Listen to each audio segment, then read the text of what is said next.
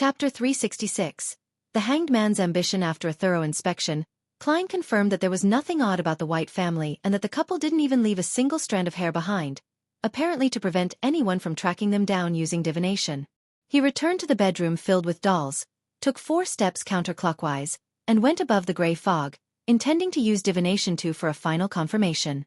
However, before he got down to business, he conjured the female figurine who was nearly his height, and just like how he had done a divination for the mutated sun's sacred emblem in Tinjin City, he picked up a dark red fountain pen and wrote a sentence on the yellowish-brown goatskin, its origin. Putting down the pen and holding onto the piece of paper, Klein leaned back in his chair and began to mumble as he slowly adjusted his mental state into a cogitation state. After repeating this 7 times, his eyes turned dark, and his eyelids drooped as he entered a deep slumber. In the gray space, he saw the puppet craftsman working with extraordinary concentration. He saw the red-eyed girl being placed in the room of dolls and Emlyn White fishing out his wallet with his eyes fixed on her. Finally, the scene stopped inside the bedroom where Klein was presently located. The proud vampire, Emlyn White, with his hair combed back diagonally, looked handsome but slightly delicate. He sat on the edge of the bed and looked at the doll affectionately, along with all the other puppets of different sizes. He truly is a fanatic of figurines. Klein opened his eyes and face-bombed. Soon after, he waved his hand, causing the puppet that he conjured to vanish from the space above the gray fog. When he was done, he picked up his fountain pen again and wrote another divination statement. Scenes of death in the last 10 years in 48 River Bay Avenue. According to the statements from the residents, the White family had been there for no more than 10 years, so Klein was able to lock onto a specific area, and he believed that if the White family were just superficially good monsters who were actually making disappearance cases all the time in order to suck warm, delicious blood, then it was impossible to not have any happen at home. In a period as long as 10 years, there would always be a few accidents as long as they didn't stop. After carefully checking the divination sentence, Klein recited it and entered cogitation again, rapidly falling into a dream. In the dusky world, his vision was sometimes pitch black, sometimes dotted with snowflakes, and sometimes splintered. However, no scenes appeared. This was the result of the divination. Nothing. No one had died in the last 10 years at 48 River Bay Avenue. By taking into account all the factors involved, it's possible to make a preliminary conclusion that the White family was a law-abiding vampire family, other than a few instances of petty theft. As Klein looked at the long mottled bronze table in front of him, he wrapped himself with his spirituality and plummeted into the gray fog. Returning to the real world, he carefully removed the traces he had left behind and left 48 River Bay Avenue. Instead of making his final conclusion, he took a detour to the River Bay police station, where he easily sneaked into the archives by mixing himself in among the thieves and drunkards, allowing them to serve as a foil for his disguise. There, he boldly lit the gas lamps inside. Then, Klein pulled out the last 10 years of missing persons records and paged through them. From time to time, the police officers on duty would pass by the door, but their eyes didn't notice any light leaking out from the archives. There's nothing suspicious at all. After an unknown period of time, the black-gloved Klein placed the docket back. Then he turned off the gas lamp, took off his hat in the darkness, pressed his hand to his chest, and bowed towards the lobby. On his way back to Minsk Street, Klein took a shower, changed his clothes, sat down at his desk, and spread out the map of Backlund that he had first bought on the steam locomotive. The first thing he did was find Rose Street, which was on the south side of the bridge where the Harvest Church was located. This was where Father Utravsky was the bishop of the cathedral and had Emlyn White imprisoned in his basement. Soon after, Klein's gaze moved as he familiarized himself with the names and layout of the surrounding streets. A performance can't be done too hastily or with an excessive thirst for success. One has to slowly immerse the audience into the act. Klein whispered, unfolding a piece of paper and lowering his pen. Dear Detective Stewart, I wonder if you found Emlyn White? I've been keeping an eye out for you lately, and one of my informants told me today that he has seen this man on Tativa Street in the area south of the bridge. Of course. He simply said that the person he saw looked similar to the man in the portrait. Putting down the pen, Klein folded the letter neatly, stuffed it into an envelope, and affixed a black stamp worth 1 penny. Above the vast boundless Sonia sea with undulating waves churning beneath it. The Blue Avenger advanced forward steadily without any signs of shaking. Alger Wilson sat in the captain's cabin with a brass sextant in his hand, but his eyes were closed. Without a sound, a smile suddenly appeared on his face. "I've finally digested it," Alger opened his eyes and raised his hands, causing the surroundings to glow with an azure light. The azure lights intersected and turned into a huge wave that swept forward. Alger pressed his hands together, and the wave disintegrated, turning into countless raindrops that fell onto the deck. After nearly 4 months, his seafarer potion had finally been digested. During this period of time, not only had he spent a long time wandering the seas, completing all the missions assigned to him by the church, but he had also deliberately sought out new sea routes and sought out undiscovered islands. After a few setbacks, he was finally met with success. This, in turn, led to the digestion of the potion, allowing him to figure out his principles as a seafarer. The core principle involved being intimate with the sea, to masterfully grasp information regarding sea routes and the weather, as well as exploration and discovery. The always heavy Alger couldn't help getting out of his seat. He paced back and forth in the captain's cabin, thinking of the future he longed for. After obtaining the potion formula for the Wind Blessed and finding the corresponding Beyonder ingredients, he would hide his advancement to sequence 6 from the church. Then, he would repeat the same process again, striving to become a sequence 5 ocean songster within 3 years. During this process, he had to serve as the captain of the Blue Avenger and avoid entering the mandated Punishers with its complicated social relationship so as to prevent his secret from being exposed. Once I'm promoted to sequence 5 and gain sufficient strength, I'll be able to secretly return to that place. Alger subconsciously looked to his right. His gaze seemed to pierce through the planks of the ship and the vast sea, and onto an ancient and hidden island. Alger wasn't worried about his future advancement within the church. Once he fulfilled his wishes, he would be able to fully focus on seeking a higher position in the church. At that time, he would continue to disguise himself as a sequence 7 despite being a sequence 5 and drink another wind-blessed potion.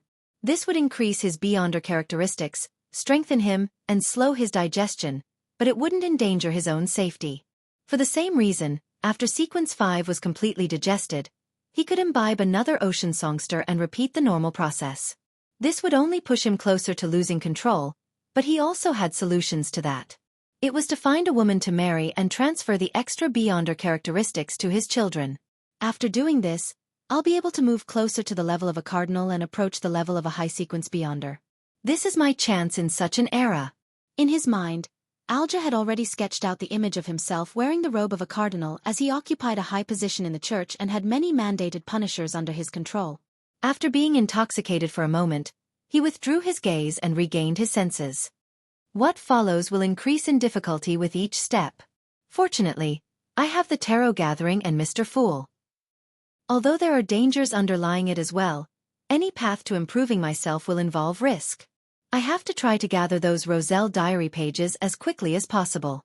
I should grab the chance to raise a question and understand what that card beside Mr. Fool's hand is. The one which only shows its back. It wasn't there previously. Card. Roselle's diary. Could it be the item I'm thinking of? Alger's eyes narrowed as his pupils constricted. 15 Minsk Street. Klein yawned, switched off the gas lamp, and slipped into bed. He originally had another plan.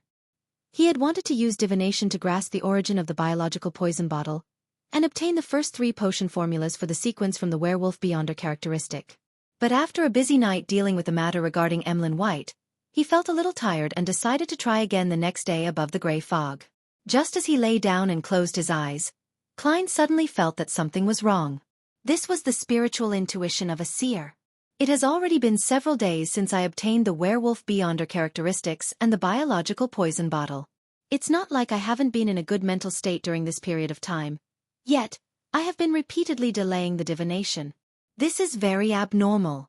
Klein sat up, carefully thought about it, and recalled a similar incident. The first time he met Megos, he had wanted to directly use his spirit vision to observe her mental state, but he naturally ended up missing the opportunity due to momentarily being taken aback. It was only at the end that he found out that it was because Megos had an evil god spawn in her stomach. His spiritual intuition as a seer had stopped him without leaving a mark, preventing him from losing control and collapsing right on the spot. It's very similar, and this time, it's even more obvious. I remember that Miss Sharon mentioned that the Rose School of Thought's control over their members far exceeds my imagination. Everyone's body and soul seem to be bound by something, which is also the reason why information regarding the mutant sequence is rarely leaked out. They believe in the chained god. So, when using the beyonder characteristic of a werewolf to deduce the corresponding potion formulas, it would directly involve this evil god and bring about consequences that I don't wish to bear? Klein thought about it seriously and felt that there was something suspicious about it. Back when I divined the mutated sun's sacred emblem and the ear left behind by the listener, my spiritual intuition hadn't stopped me. Could it be that the chained god is stronger than the eternal blazing sun and the true creator? Or could it be that his nature allows him to restrain the gray fog and even be able to effectively invade it? Of course, the source of the danger can also be the biological poison bottle. Thinking of this, Klein, who was always cautious, decided to attempt divining the biological poison bottle tomorrow and see if his seer's spiritual intuition would stop him. Chapter 367. Threatening Letter. Tuesday morning. The weather remained as cold as it usually was this season. Klein tightened the collar of his tweed coat, put on his hat, and pulled open the door. He was heading to the end of the street, where the mailbox was, to post a letter to Detective Stewart. Since it wasn't that far, there was no need to dress neatly or heavily, but Klein had just recovered from his cold, so he had wrapped himself up thickly just in case. Perhaps it was because of the strong wind last night, but the air in Backlund was surprisingly good. Klein subconsciously slowed down his pace and enjoyed this rare morning. As he passed Jürgen's house, he heard the oriel window creak open and instinctively turned to look. Standing at the window was Mrs. Doris, wearing a black plush hat and a thick grayish-blue scarf. She looked even worse than before, and her body was even more hunched. "Good morning, Detective Moriarty. Thank you for taking care of Brody. He said you were a good man, didn't you, Brody?" Old Granny Doris bent down and picked up the black cat with green eyes. Brody used all four of his limbs and struggled in her embrace. Finally, he jumped down and lightly landed on the windowsill. But instead of leaving, he circled around and around, nuzzling Mrs. Doris with its head on one side, without even looking at Klein. Was he being friend-zoned by a cat? Klein gave a self-deprecating laugh and smiled sincerely. "It's a happy deed, and even more delightful news is that you've recovered and have been discharged from the hospital." After exchanging a few pleasantries, he said goodbye and continued to walk down the street with a smile on his face. He had only taken a few steps when he heard Mrs. Doris call after him. "When Jürgen comes back, I'll have him pay you." "Do I look like I took this mission for the money?" The smile on Klein's face suddenly froze. He could only half turn around and wave his hand, indicating that he understood. When he was far away from Jürgen's house, his expression gradually turned serious, and he sighed faintly. He had just activated his spirit vision to look at Mrs. Doris's aura and found that her situation wasn't too good. It wasn't only because of her old age but also because of the cold weather and bad air in Backlund. All of these had a very bad effect on her lung disease. Mrs. Doris should be able to make it through this late autumn and winter, but it will be hard to say for the next one, or the next one. If she wants to live for a few more years, she would have to move to the south, to the area around Desi Bay. It's a pity that it's likely that lawyer Jürgen can't afford to do so now. "Even I haven't been to Desi Bay." Klein mumbled, came to the mailbox, and stuffed the letter in. This was the prelude to his performance. And this evening, he would head to the Harvest Church as a detective and do the rest of the preparations. After buying a Desi pie for breakfast, Klein returned via his original path and was quite at ease. Before he got close to the house, he saw an elegantly decorated carriage parked outside. Two ladies in black hats and a ribbon were anxiously pulling on his doorbell, while the maids and bodyguards were scattered around, as though they were on guard against something. "Mrs. Stellan. Ma'am Mary. Do they have something to entrust me with? They look very anxious." With a paper bag containing the Desi pie in hand, Klein approached and said with a laugh, "Ladies, it should be time for breakfast." When they turned back to see Detective Sherlock Moriarty, Ma'am Mary was visibly relieved. "Mr. Detective, you have to help me." In Klein's spirit vision, there was nothing fake about her anxiety, nervousness, and fear. Therefore, he nodded his head, pointed at the door and said, "Let's talk inside." As he spoke, he glanced at his landlady, Stellan, and he noticed that her condition was entirely different from the past 2 days. She had become very low and dejected, as though she wasn't interested in anything at all. What happened to her? Although his landlady liked to show off a little, she's someone who loves life a lot. Klein took out his key and opened the door. After entering, before she could sit still, Ma'am Mary impatiently said, "Detective Moriarty, I received a threatening letter." Threatening letter? Klein put down the desi pie, clasped his hands and asked, "What does the letter say?" Ma'am Mary glanced sideways at Mrs. Stellan, and seeing that she wasn't quite as active as usual, she said after some deliberation, "That letter asked me to handle the smoke of the factory impartially when I carry out the atmospheric pollution investigation and to acknowledge their contributions, or else I would end up like the doll that came with the letter." The doll's head was ripped off, and its arms and legs were broken. Ma'am Mary seemed to recall the feeling when she opened the letter, and she said with a trembling voice, "This is the first time I've encountered something like this. I don't know if it will become a reality or not. I didn't know that I would have to experience such cases when I became a member of the Investigation Council. I didn't know. Ma'am, perhaps Emperor Roselle once said that there are only two ultimate forms of hatred between people. One is to murder the other person's parents, and the other is to destroy another person's means of earning money." Klein solemnly nodded his head and said, "My suggestion is to report it to the police." From his point of view, Ma'am Mary was now a member of the National Atmospheric Pollution Council. Her status was completely different from before, and the police would certainly not take the threats she received lightly. Moreover, this involved the development of a governmental policy and wasn't an ordinary matter, so there was a high probability that the police department would hand the case over to the church's Beyonder organization in order to solve this case as soon as possible. Based on Ma'am Mary's status as a follower of the goddess, the Nighthawks was an inevitable choice. This way, even if Klein wanted a share of the reward, he didn't want to involve himself in it. "I've already done so, but it doesn't reassure me." Ma'am Mary pursed her lips and said, "Do you know what they said?" "They said that threatening letters were formed by cutting the words from newspapers, and the doll could be bought from anywhere. It would be very difficult to find the sender in a short period of time. And they only sent one policeman to protect me. Goddess, is this how they treat a helpless citizen's cry for help?" Ma'am Mary paused, looked earnestly at Klein and said, "Detective Moriarty, I believe you can help me, not only because of your performance from that matter but also because of Mike's approval, Aaron's praise and Talam's extolment. And I know you made a great contribution in that serial murder case. Don't worry, I will pay you well enough. Your words make me happy, but something doesn't seem right. Unless the police have already been bribed, they would probably transfer the case to the Nighthawks, and with beyonder means such as divination available, it would be impossible for a letter made up of words from a newspaper to avoid detection. The sender would have either been caught already, or they would have means to interfere with divination. The latter would only lead to a formal and large-scale intervention by the Nighthawks. No matter what the situation is, it will be different from how the situation is handled now." Klein didn't answer Ma'am Mary right away, but he carefully analyzed the abnormality of this matter. The living room suddenly became unusually quiet. The feeling of silence made Ma'am Mary and Mrs. Stellan somewhat uneasy for some unknown reason. At some point in time, Klein had fished out a coin and made it bounce and roll between his fingers, as though it were a habit of his to focus his thoughts. Suddenly, the coin flew up and then fell down steadily onto the palm of his hand, its back facing up. Klein was surprised. He was divining whether this matter involved danger, but it turned out to have none. If such a threat really exists, even if the sender doesn't have considerable abilities, it would still result in a certain degree of danger. It's impossible to have none. Is it just a simple threat? Klein suddenly thought of another possibility as he smiled and said, "Ma'am Mary, don't worry. You can go back home in peace. If someone comes to you in the next 2 days to discuss this issue so as to make it public, allowing the citizens to know the true intentions of those factory owners in order to incite anger among the public, then you will be fine." The possibility which Klein had just thought of was that the threat was a trap set up by the council so as to incite the public to use their anger, allowing the atmospheric pollution investigation to be carried out smoothly and lead to the subsequent bill which could benefit them.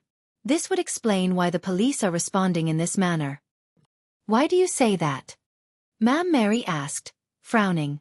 Klein smiled and replied, "That's what I've deduced." "And if what you claim doesn't happen in 2 days?" Ma'am Mary pressed. Klein said sincerely, "Then I will provide protection. In any case, there's no danger," he added inwardly. After comforting and sending off Ma'am Mary, he went above the grey fog to confirm the matter and received the same result as before. By then, his desi pie had turned cold. Ma'am Mary returned home with some apprehension and uneasiness, wondering if she should invite Stellan to stay with her for a few days. At that moment, her housekeeper informed her that the eldest son of Count Hall, the chief secretary of the National Atmospheric Pollution Council, Mr. Hibbert Hall, had come. After both of them entered the living room, before Ma'am Mary could even open her mouth to speak, the handsome, blonde gentleman spoke first. "Ma'am Mary, I've heard of what has happened to you. It's a disgrace to Backland, and even to the whole kingdom, and I'm deeply sorry for it. Don't worry, everyone in the committee will stand with you." "Thank you for your concern," Ma'am Mary responded gratefully. After a moment of consideration, Hibbert Hall said, "Ma'am, I wish to get a reporter to interview you regarding this incident. I want to tell everyone about what happened to you and how despicable this act is. I want to let everyone see how outrageous those people who have contaminated Backland's air are. There's no sign of repentance. Please agree to my request." It's exactly as Detective Moriarty described. Ma'am Mary was momentarily at a loss for words. After breakfast, Klein rested for a while. Since he had nothing better to do, he went above the gray fog in preparation to divine the origin of the biological poison bottle. This time, he didn't delay it at all. Chapter 368. Taking him by surprise, the stone pillars of the ancient and majestic palace supported the high dome. Klein sat at the end of the long bronze table, holding a translucent brown bottle. He checked it over and over again, but he didn't sense any danger from it. "Let's begin." He conjured a pen and paper and wrote the divination statement, its origin. Putting the fountain pen away and bracing himself for a blow, Klein glanced at the paper and the biological poison bottle, leaned back in his chair, and entered cogitation while reciting the statement. Soon, he entered a hazy gray dream world and saw a dark but spacious room. There were king cobras, black widows, and other strange plants and animals in the room. It was a messy and harrowing scene. A middle-aged man in a white coat was standing in front of a long table in the middle of the room. He threw the snake gall and spider venom into the huge black pot that hung from the ceiling. In the end, he even put in a few items that possessed a strong spiritual luster. For example, they would sometimes disperse into a black gas, and other times condense into dark green lung-shaped objects. Otherwise, they would be in the form of a tube containing a clear azure liquid or fiery red eyes. The air around the black iron pot gradually became viscous. It was gathering towards the center, but it was constantly being pushed aside, making it difficult to achieve its goal. When the white-robed middle-aged man saw this scene, his brow slowly creased. His expression looked slightly anxious. He flipped through the black notebook by his side, gritted his teeth, and used a ritual silver dagger to slice open his wrist. Drops of fresh blood dripped into the black iron pot, seemingly breathing life into its contents instantly. A terrifying suction force suddenly erupted, sucking in all the viscous air around it. The scarlet blood which had yet to leave his wrist was fully sucked into it. And that wasn't everything. Regardless of how the white-robed middle-aged man struggled to resist, or how he revealed a terrified expression, he couldn't prevent his body from approaching the iron pot. His body was stretched, his head was compressed, and amidst his screams, he was eaten little by little by the pot. The hanging specimens, plants, and anything that could move or be moved, all flew into the pot. Brown fog suddenly filled the room, quietly ebbing and flowing. By the time it was all over, the room was empty except for the brown, translucent bottle lying quietly in the middle of the clearing. The scene quickly faded away, and the dream world shattered. Klein opened his eyes and muttered to himself, "So the biological poison bottle is a product of a death-seeking experiment. I thought it was a Beyonder characteristic left behind by some Beyonder. If that were the case, I'd have been able to divine a formula." To Klein, a rampager spirituality and Beyonder characteristic, as well as a spirituality and Beyonder characteristic which was contaminated by an evil god, could all be used to divine a formula. Just like the all-black eye which Nimblewright Master Rosago left behind. It was thanks to the isolation effects of the gray fog, and how the mysterious space was able to eliminate negative influences, giving him the ability to court death. Of course, a Beyonder characteristic involved many other additional factors. In theory, the chances of failure were extremely high, but Klein only had the confidence to do so after advancing to magician. Similarly, a sealed artifact formed by Beyonder characteristics could also be used to divine the formula for a potion. However, if they were mainly ingredients, then through the production processes and dangerous experiments done by an artisan or other Beyonders, turning them into mystical items, then Klein's divination would be useless at his current state. Even with the enhancement effect provided by the mysterious space above the gray fog, it was useless. Not bad. At least I don't have to worry about the biological poison bottle having any other latent risks anymore. Klein glanced at the werewolf Fong and wisely abandoned his curiosity. In Empress Borough, the opulent villa of Count Hall, Audrey continued her study of psychology. By her feet, the huge golden retriever Susie was sitting there, her eyes shining. From time to time, she wagged her tail, as if enjoying the scene. Psychiatrist Escalante finished the introduction material and deliberately made a casual remark. Actually, there is such a theory. It's believed that humans would inherit a certain amount of their ancestors' consciousness over the generations, thus forming the underlying logic of one's behavior patterns.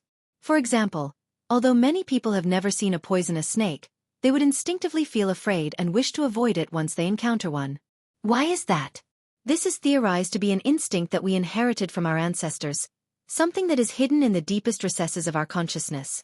In ancient times, people constantly fought with poisonous snakes and all kinds of ferocious animals, and they gradually carved this memory into their consciousness and passed it down. How does it get passed down? Audrey asked with interest.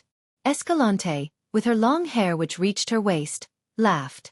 That's a very good question. Some people provide explanations that involve a theory that everyone's consciousness is actually connected at the lowest level. It is one entity, and the traces and characteristics left behind on this entity will affect the consciousness that belongs solely to them. For example, the lowest level of consciousness is like an endless ocean. Our unique consciousness would be the island situated in the ocean and can be split into two parts. One is hidden under the water, which is the subconscious, which is higher in both quantity and size. The other is exposed on the surface of the ocean, the superficial consciousness that can usually be detected. This is the axiom of this school of thought in psychology. Audrey glanced at Susie, stroked the golden fur on its neck and said, "So, we can use this connected ocean to influence the consciousness of others and achieve the goal of curing certain mental illnesses? This is the mysticism foundation and beyond our powers of a psychiatrist? But it doesn't seem enough and is lacking something. For example, the sky above one's head, the sky which shrouds everything?" Audrey curiously thought as she wore a look of confused enlightenment. "You're really talented in this area." Escalante praised in delight. "However, we can only affect a portion of the surrounding ocean, and through it, we can affect those who are close to us.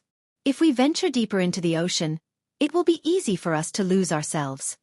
She looked up at the ornate and complicated clock on the wall, smiled, and said, "Time's up, this is the end of today's class. Miss Audrey, if you're interested in this psychological school of thought, then we can continue talking about it next time." "All right." Audrey stood up and bowed. Watching Escalante leave, she nodded in thought. "Ma'am, Escalante doesn't seem like a real psychiatrist. At most, she's like me, a telepathist." Was what she just talked about the axioms of the psychology alchemists? They really are patient. Why aren't they trying to recruit me yet? As Audrey was in thought, Susie commented happily from the side. "Audrey, I feel like she's the same type of person as us." "No, I mean the same type of dog." "No, that's not right." "Woof." Susie, who only had a rudimentary grasp of the human language, fell into a state of confusion, unable to find the right words to describe her feelings. South of the bridge, Rose Street, outside the Harvest Church. Klein, in his normal disguise, looked up at the sacred emblem of life on the facade, held his cane, climbed the steps, and stepped through the main door. The first thing he had to do was to confirm the situation. Only by doing this could he perform better so as to ingeniously rescue the vampire, Emlyn White, without garnering suspicion. Then, as a detective who had provided clues, he could receive the gratitude from the White family and gain the applause of an audience. It was bound to be an interesting performance. The Harvest Church wasn't big, as it only had a prayer hall. Klein found a spot by the aisle and looked ahead as he took off his hat. Bishop Utravsky was preaching. His height of more than 2 meters, and his burly physique, which couldn't be concealed by his loose priest robes, gave off an extreme sense of oppression. However, his expression was one of extreme gentleness, filled with appreciation and gratitude towards life. In front of such a priest, no one dared to cause a ruckus. The few believers quietly listened, occasionally making prayer gestures unique to the Church of Mother Earth. Klein watched carefully, waiting patiently, neither conceited nor rash. As the sermon ended, he gripped his cane and prepared to get up to proceed with his subsequent plans. At this moment, A man wearing the priest robes of the Church of Mother Earth entered from the door that led to the room at the back of the cathedral. He looked 28 or 29 years old, had black hair and red eyes, possessing a high nose and thin lips. He was handsome but didn't give off masculine vibes. He was none other than Emlyn White. Klein's mouth gaped a little and nearly failed to close it. Isn't this guy supposed to be locked up in the basement? Wasn't he shouting about how determined he was, that he would absolutely not submit to Bishop Yutravsky's will? Emlyn White distributed the communion to one believer after another, and he finally stopped in front of Klein.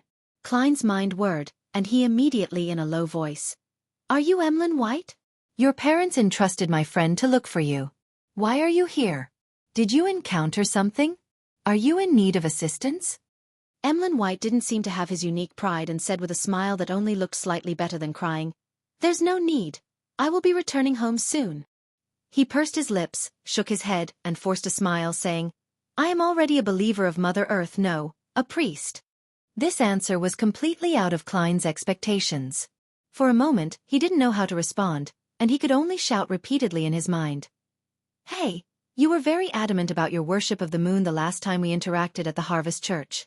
You said that you would absolutely not convert to believing in Mother Earth. How long has it been? And you have already given in. Isn't that way too fast? What about your persistence? Where's your moral integrity? My carefully prepared performance has been forced to end before it has even begun. This is just taking me by surprise. Klein opened his mouth and suddenly realized something amiss. Why is Emlyn White informing me of his conversion? I'm just a detective who accidentally chanced upon him while passing by. Does he wish for me to pass this message to his parents? Is there another meaning behind this? While Klein was guessing, Emlyn White put away his worried and smiled smugly. You don't have to act, Mr. Detective. Or should I call you the new owner of the master key? Hee. To a noble sanguine, everyone has a different smell and has different blood characteristics. Even when I was locked up in the basement, I could smell it. I remember your smell. Chapter 369. Inception. I've been recognized. Klein instantly fell into shock as he nearly entered combat mode. Even if he didn't use his spirit vision, he could tell from Emlyn White's tone and words that he wasn't lying. He was very confident and certain. Just as the tense feelings rose in him, Klein suddenly thought of something. Why should I worry about that? Then, he answered his own question in his mind. So what if I was recognized? The current situation is different from what it was 2 months ago. I was left flustered by the incident with Ambassador Bakerland in front of the official Beyonders. I was rushing around, trying to grasp at every possible straw. In the process, I ended up making contact with Beyonder circles, and even the possibility of me becoming a Beyonder was quite plausible. Therefore, even if my identity as a Beyonder was exposed, they wouldn't think too deeply about it and dig up my past. And it's very likely that Detective Isengard Stanton is a Beyonder, and he maintains good relations with the police and the official Beyonder organizations. He had speculated that I was the same as him and tried to gently rope me in. In this regard, I can barely be counted as a borderline member of the official Beyonders, and if anything were to happen, I wouldn't necessarily be imprisoned. More importantly, I have already made my current image so deeply ingrained that I don't have to worry about any wanted posters. If anything goes wrong, then I can just abandon 15 Minsk Street and my identity as Sherlock Moriarty. So, what's there to worry about? Yes, before I came here, I had also performed a divination, and the revelation was that there was almost no danger. As these thoughts flashed across his mind, Klein's contracted pupils, slightly appalled expression, and his fight-or-flight state eased, as if he was discussing the day's weather with Emlyn White. Seeing his calm expression, Emlyn White raised his eyebrows, took a few steps to the side, and squeezed past him before slowly sitting to his side. The vampire looked at Bishop Yutravsky, who was leading the believers in the rite of Holy Communion, and he said with a sneer, Mr. Detective, aren't you afraid that I'll go to the police station and shout out loud that you're a Beyonder? Similarly, Klein looked forward and said without turning his head, I'll go with you and shout out loud that there's a vampire. Come on, let's have an internecine outcome. Do you think I'm afraid of you? Emlyn White's expression stiffened. He raised his right index finger and said, Sanguine, a noble sanguine. Got it? Before Klein could speak, seeing that Bishop Yutravsky was preoccupied with the rites of Holy Communion, Emlyn White chuckled and said, Regardless, I'm finally going to be free. I pretended to submit and told the old man that I was willing to convert to believing in Mother Earth and was deeply penitent for what I had done. Although I have no idea what was necessary to show repentance, it's not a problem to put on an act. That old man actually believed me like this, and he was very happy as well. He let me out on the spot, and he let me become a priest here. He told me that as long as I memorized the Holy Bible of the Church of Mother Earth, he would allow me to return home. Haha, that old fogey, who's all brawn and has become silly from his faith, sure is easy to fool. Easy to fool? Klein turned his head to look at the vampire. Looking smug, he looked forward and said, Father Yutravsky used to be a pirate. He probably killed far more people than the number of people your father has ever saved. Furthermore, most pirates don't trust their fellow crew members. Betrayal and trickery are common among them. To be a relatively successful pirate able to live to the end, Father Yutravsky wouldn't be a person who's easily fooled, even if he's not a bright person. Emlyn White wore a look of disbelief as he wished to retort. Klein rubbed the top of his cane and leisurely added, Father has a powerful sealed artifact in his possession. It is known as the mental terror candle. It can allow the wielder to enter the deepest recesses of the target's soul. There, no one can lie. Moreover, this is only one of its uses. I don't know if it has any other abilities. Emlyn gradually froze, his eyes losing focus. After a dozen seconds, he whispered with a pale expression, When I said I was willing to change my faith, that old man came in with a lantern. There was a candle in the lantern, and I didn't get a good look at it. Klein tilted his head and gave Emlyn White a sympathetic glance. Perhaps Father Yutravsky used it to plant a seed in you, one that gradually and thoroughly makes you wholeheartedly believe in Mother Earth. The corner of Emlyn's mouth twitched, revealing a smile comparable to a zombie's. I don't feel anything at all. It shouldn't be anything like you said. Besides, aren't my parents coming? They can blame the priest through ordinary people, saying that he forcefully detained me, forcing him to make a choice between sullying the Church of Mother Earth's reputation and letting me go. Isn't that a great idea? Klein maintained his look of pity, clasped his hands, and raised them to his nose, acting truly penitent. If I were Father Yutravsky, I would choose to call the police and have them determine the truth. Tell me, who do you think will suffer in the end, the bishop who has the right to preach or a vampire? Sanguine. Emlyn White's facial muscles seemed to twitch. He clenched his fist and punched the back of the pew in front of him. I can wait. Once I memorize the Holy Bible, I will ask the old man to let me return. He is a truly devout person and will not break his promise. Klein didn't turn his head and said with a smile, I've been to 48 River Bay Avenue. Your parents have already moved away. Naturally. Not only will they move away, they will also move to somewhere I'm not aware of, Emlyn White responded without hesitation.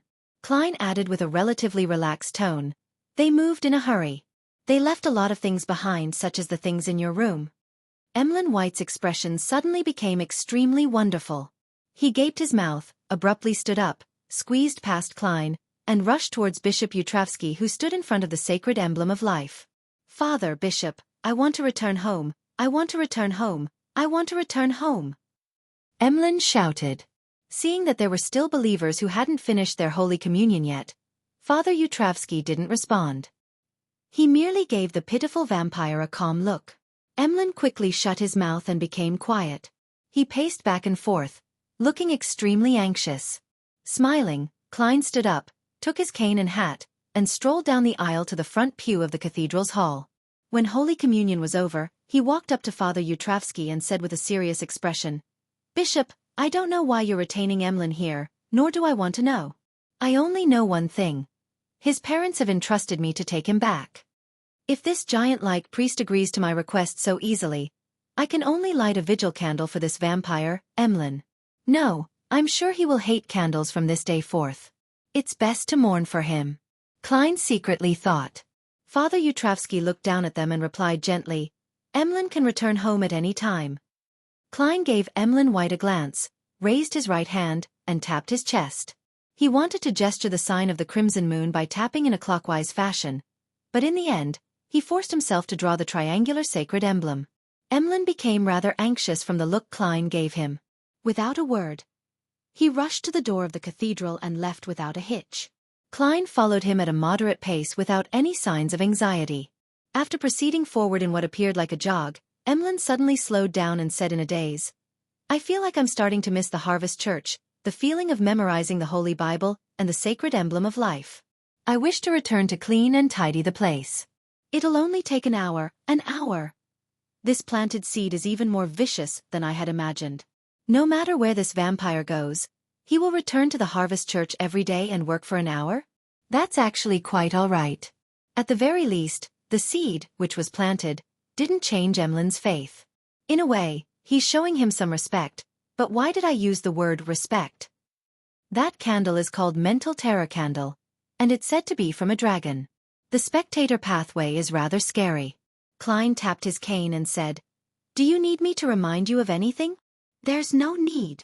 Emlyn's expression distorted as he angrily said, I will fight this feeling. I'm going to move to Mid-Seashire or Fasak. I don't believe that I'd still wish to return when I've left Backlund. He gritted his teeth and suddenly exhaled. Let's take the carriage back to River Bay Avenue. All right, Klein responded nonchalantly. After a few steps, Emlyn stopped a rental carriage. Just as he was about to board the carriage, his back stiffened for 2 seconds. Then, he said so quietly that Klein could barely hear him, I don't have any money on me. I do. Klein smiled. Emlyn stopped talking and got onto the carriage. Klein sat across him, and as the carriage began to move off, he asked as if in thought, Your father is a doctor? One that possesses outstanding skills in drugs and medicine? Although he was listless, Emlyn raised his chin out of habit. This is the gift that we sanguine enjoy. The most outstanding potion masters are all from the sanguine. Is that so? Klein whispered to himself, his thoughts a mystery. Emlyn said after a moment of silence, Write to your friend and tell him that I have returned to River Bay Avenue. My parents will come looking for me. All right, Klein answered simply.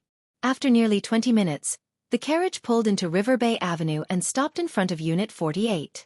After paying the fare, Klein got out of the carriage and saw Emlyn White look towards the bedroom, his expression becoming abnormally excited.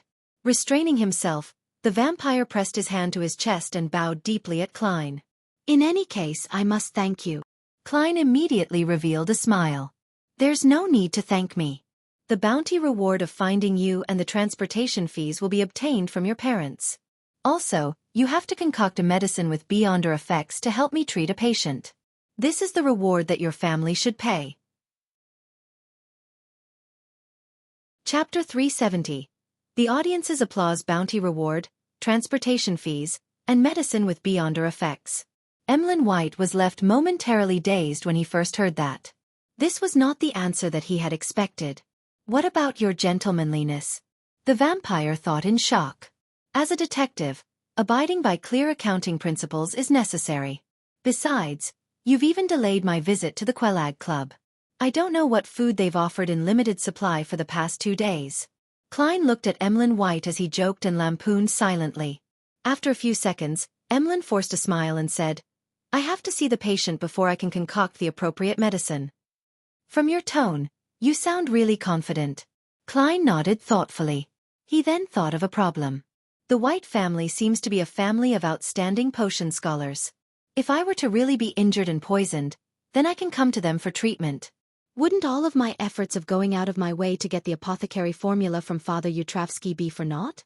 I no longer need to nurture another aid that's good at healing. Reality sure does change faster than a plan. However, it's not really a waste either. I've already made back my investment from Miss Magician.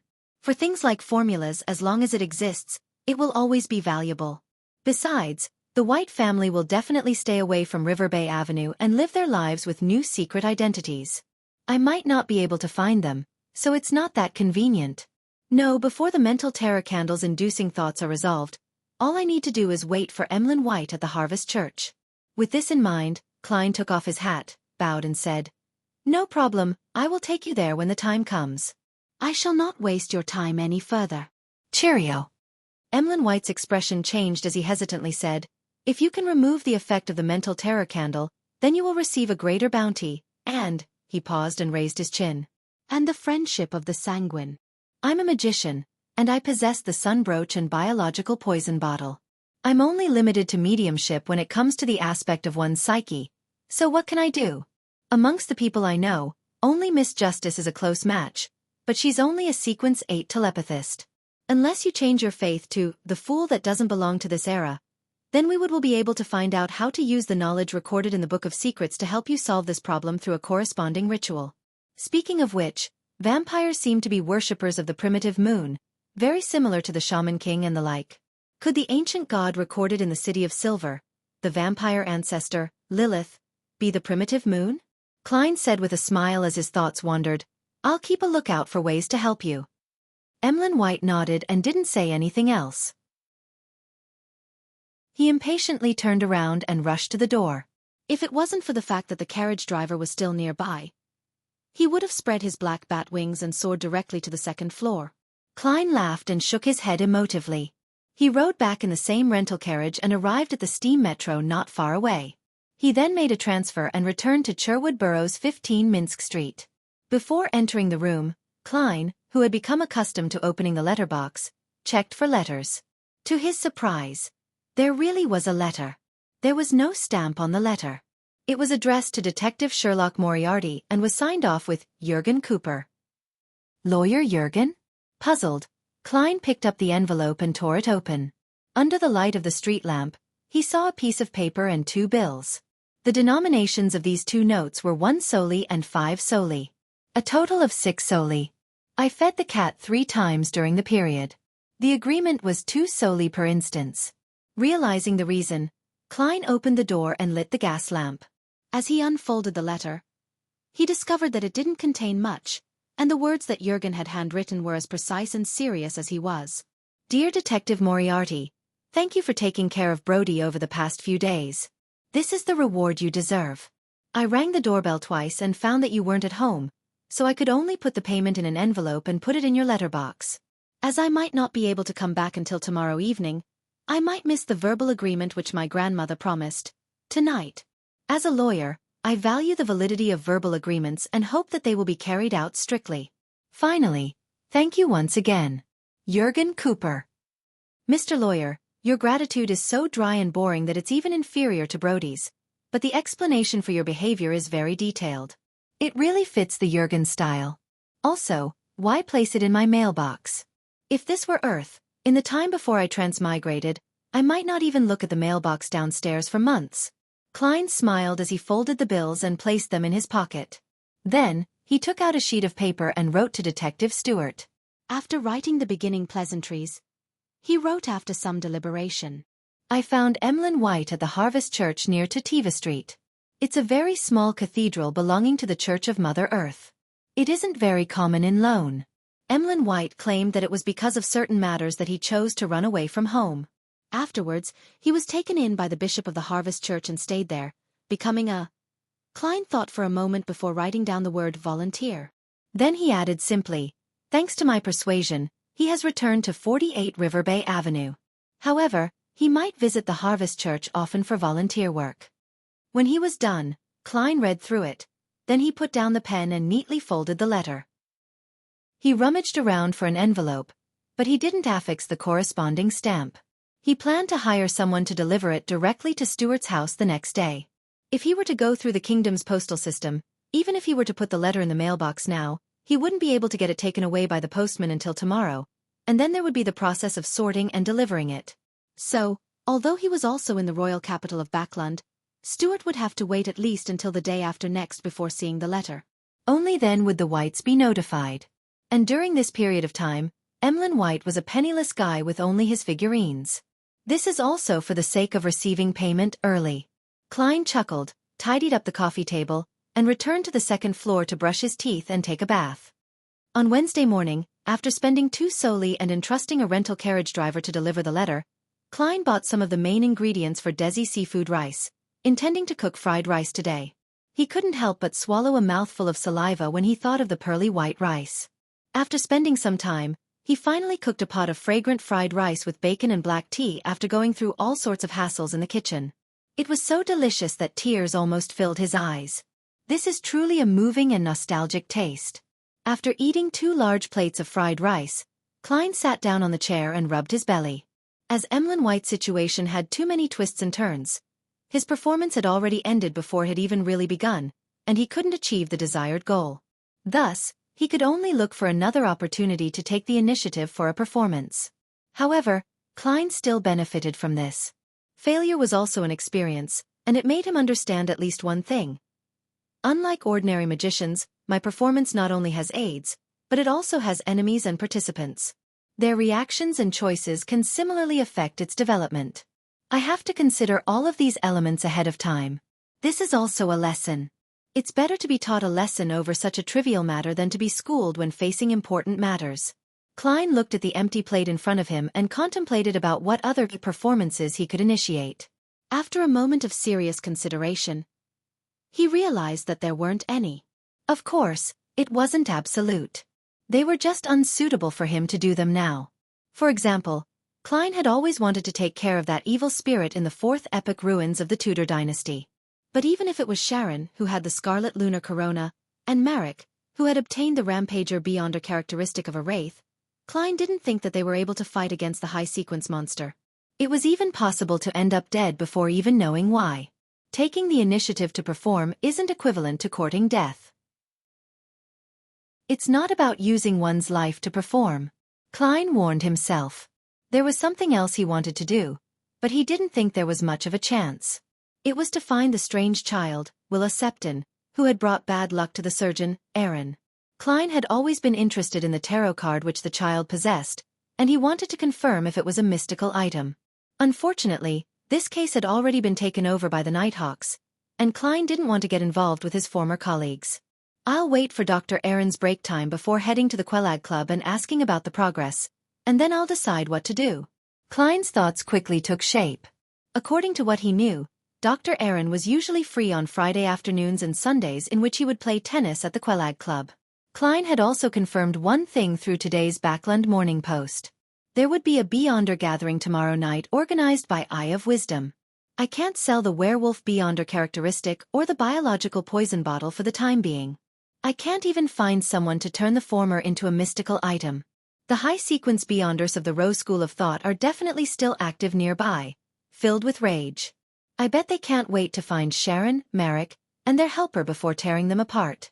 He had to keep a low profile in this area for the time being.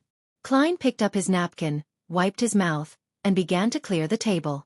He had wanted to rest for the day and go to the Quelag Club for a leisurely day without taking the initiative to perform, but then he recalled the Amon avatar which attempted to penetrate the grey fog, and he recalled the role that the Book of Secrets had played in that harrowing moment. So Klein lit the fireplace in the living room and brought the Book of Secrets back to the real world. He then concentrated on reading, studying, and taking notes. Of course, he would later burn the corresponding notes above the grey fog. It was already noon before he realized it when he suddenly heard the doorbell ring. After hiding the Book of Secrets, Klein entered the living room and went straight to the door. The visitor was the thin, bearded Detective Stewart. He looked at Klein with great reverence and excitement, and he couldn't wait to praise him.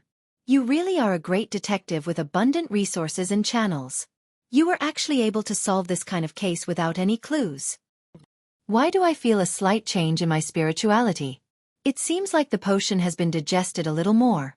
In other words, my performance still enjoyed some limited success. However, there's only one person in the audience, and only he was fooled into seeing the wonderful outcome. An audience's applause really is effective.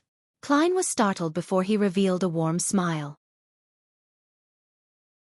Chapter 371. Detective Moriarty's first fan. No, it's just good luck. God was watching over me. Klein modestly stepped aside and invited Stewart in. What he said was the truth, and this matter did involve good luck. Long before Stewart had accepted the mission, he already knew of Emlyn White's whereabouts. Stewart shivered as he took off his coat and hat and hung them on a rack in the hall. The darn weather is getting colder. Perhaps I should try using those coats with cotton stuffed inside them, he said. You can't call this cold, right? If you go to the north of Mid-Seashire and live in Winter County for a day, you'll understand what truly low temperatures and true winter are like. Klein chuckled. Then he generously asked, a cup of hot coffee? I would love one. Stewart followed him to the activity room on the first floor. I've been to North Mid-Seashire, and I know about the cold and the snow there. It was a nice vacation, but Backland's cold isn't inferior either. It went through my clothes like magic and seeped into my bones. Oh, what a wonderful fireplace. Stuart stood in front of the burning fireplace for 20 seconds before he sat down on the sofa. He looked at Klein, who was busy brewing instant coffee, and he said, "I'm going south for a holiday to go fishing at Desi Bay for New Year's. What about you? Do you have any vacation plans? We put up with Backlund's air for a year and work hard to save money, all for such a holiday." "Perhaps I should head to Desi Bay as well," Klein said hesitantly. He turned his head to the side of Stuart's face, and for a moment, he seemed to be in a trance. This involved an agreement. An appointment with his elder brother, Benson, and sister, Melissa. "Haha, I'll show you my fishing skills when the time comes." Stuart continued without end, "We still aren't rich enough, otherwise I'd like to travel to Faisac, Intis, and even to the southern continent." After he finished making the coffee, Klein handed the man a white porcelain cup. He took 2 steps back and sat down across from him. Holding the cup in his hand, Stuart took 2 deep breaths of the fragrant and warm steam. After resting for a few seconds, he put the cup down and said very formally, "According to our agreement, I'll share the reward I received this time with you. The Whites gave a total of £50, and you obviously did more than I did. Sherlock, how about £30? I still have to pay my informants for their work." "Only £50? A vampire is only worth £50? Klein couldn't help but silently lampoon. But he also knew that it wasn't that the Whites didn't want to increase the bounty. It was because they were worried about giving too much money and scaring the detectives into making unnecessary associations, attracting the attention of the police or some official beyonder organization. To the average private detective, a £50 mission was already tempting enough, and Klein had only used £7 back then to hire detectives to investigate all the red chimney houses in the whole of Tianjin City and the towns along its outskirts. In addition, the Whites gave you an extra £1, claiming it's for your transportation expenses for the past few days. Looking somewhat puzzled, Stuart produced 6 £5 notes and 1 £1 note. Klein reached out to take them, casually checked their authenticity and didn't explain the transportation fees.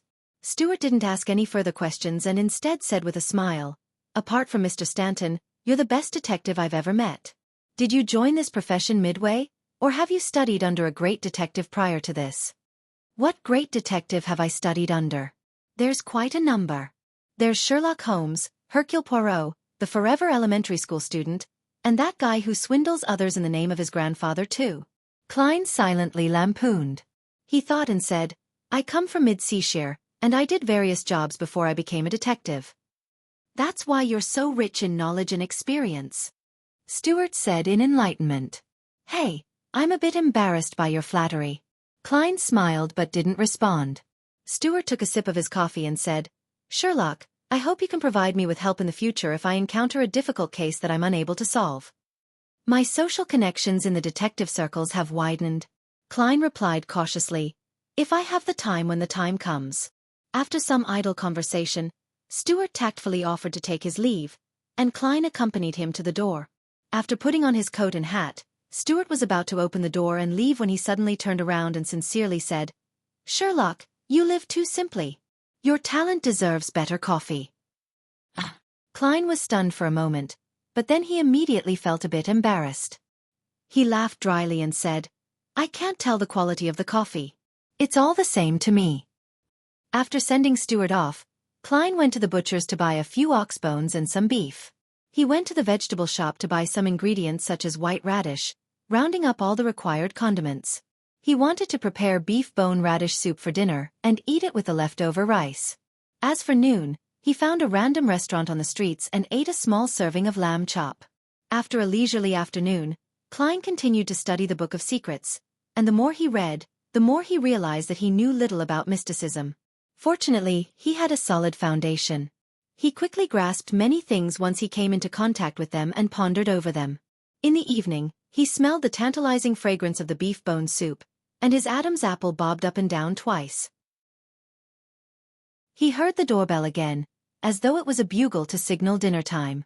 Gulping down his saliva, Klein walked behind the door and reached for the handle. The image of the visitor naturally appeared in his mind. It was the handsome but not masculine red-eyed vampire, Emlyn White. There's no need to rush him at all. What a man of his word. Klein opened the door and smiled. "Good evening, Mr. White." Emlyn raised his chin, letting his impatience show in his expression. He was about to say something when Klein looked at his brown clerical robes and said with a knowing smile, "You just came over from the Harvest Church? Who was the one who said he could resist last night?" Unable to maintain his gentlemanly demeanor, Emlyn gritted his teeth and said, That old man. Damn it, how do I get rid of this inducing suggestion?" Before Klein could reply, he patted the clothes on his chest and said with a stern face, "Take me to the patient. There's a good dinner waiting for me." As he spoke, he sniffed indiscernibly, as if he had smelled something. Klein picked up his coat and hat without saying another word. "All right, I'll take you there now." After closing the door and taking a few steps, he cautiously asked, "Do you have a certificate to practice medicine?" "How else am I supposed to convince Lawyer Jurgen to allow Mrs. Doris to take the medicine?" Emlyn looked up at the sky at a 45-degree angle and said, "I don't need those papers to prove my abilities." Before Klein frowned, he casually added, "It's too simple. I obtained it easily by going through the process." This tone makes it sound like he's rather proud of receiving a certificate for practicing medicine. Klein smiled without a word. Looking at the wet ground in front of him, Emlyn casually said, "Do you know what I like most about Backlund?" "What?" Klein responded without any curiosity. Emlyn chuckled and said, "The persistent gloomy sky with fog that blots out the sun. This allows me to go out during the day without feeling too much discomfort. It's great except for the air." In other words, the sun really would deal certain damage to vampires? Fortunately, I thought of this yesterday and didn't bring the sun brooch with me. Otherwise, I wouldn't be able to communicate with Emlyn. Klein seemed to gain an understanding. As they conversed, they had already arrived outside the Jurgens, and Klein went up to ring the doorbell. After a while the door opened, and Mrs. Doris, who was dressed thickly at home, said with pleasant surprise, "Mr. Detective, I wasn't expecting you." Brody the black cat crouched to the side, looking at Emlyn warily, as though it felt that something was amiss about him. Klein pointed to the vampire beside him. "I became acquainted with a doctor who's good at treating lung diseases, so I've asked him to come and give you a checkup. Let me do the introductions. This is Dr. Emlyn White." "Is that so? You still actually remembered this." "What a good child." Doris happily invited the two inside. "Child." Klein's mouth twitched, but he didn't say anything in the end. On the way into the living room, Emlyn whispered, "The patient's problems are irreversible. She's very old and rather weak. Even if I give her the medicine, she would only be able to live through this winter. She would pass away in 3 to 5 years. Unless she's given an immortal potion or the like as spoken in the legends, that's all that can be done. Or should I turn her into a sanguine? But at her age, she can no longer endure the changes a beyonder characteristic can do to her body.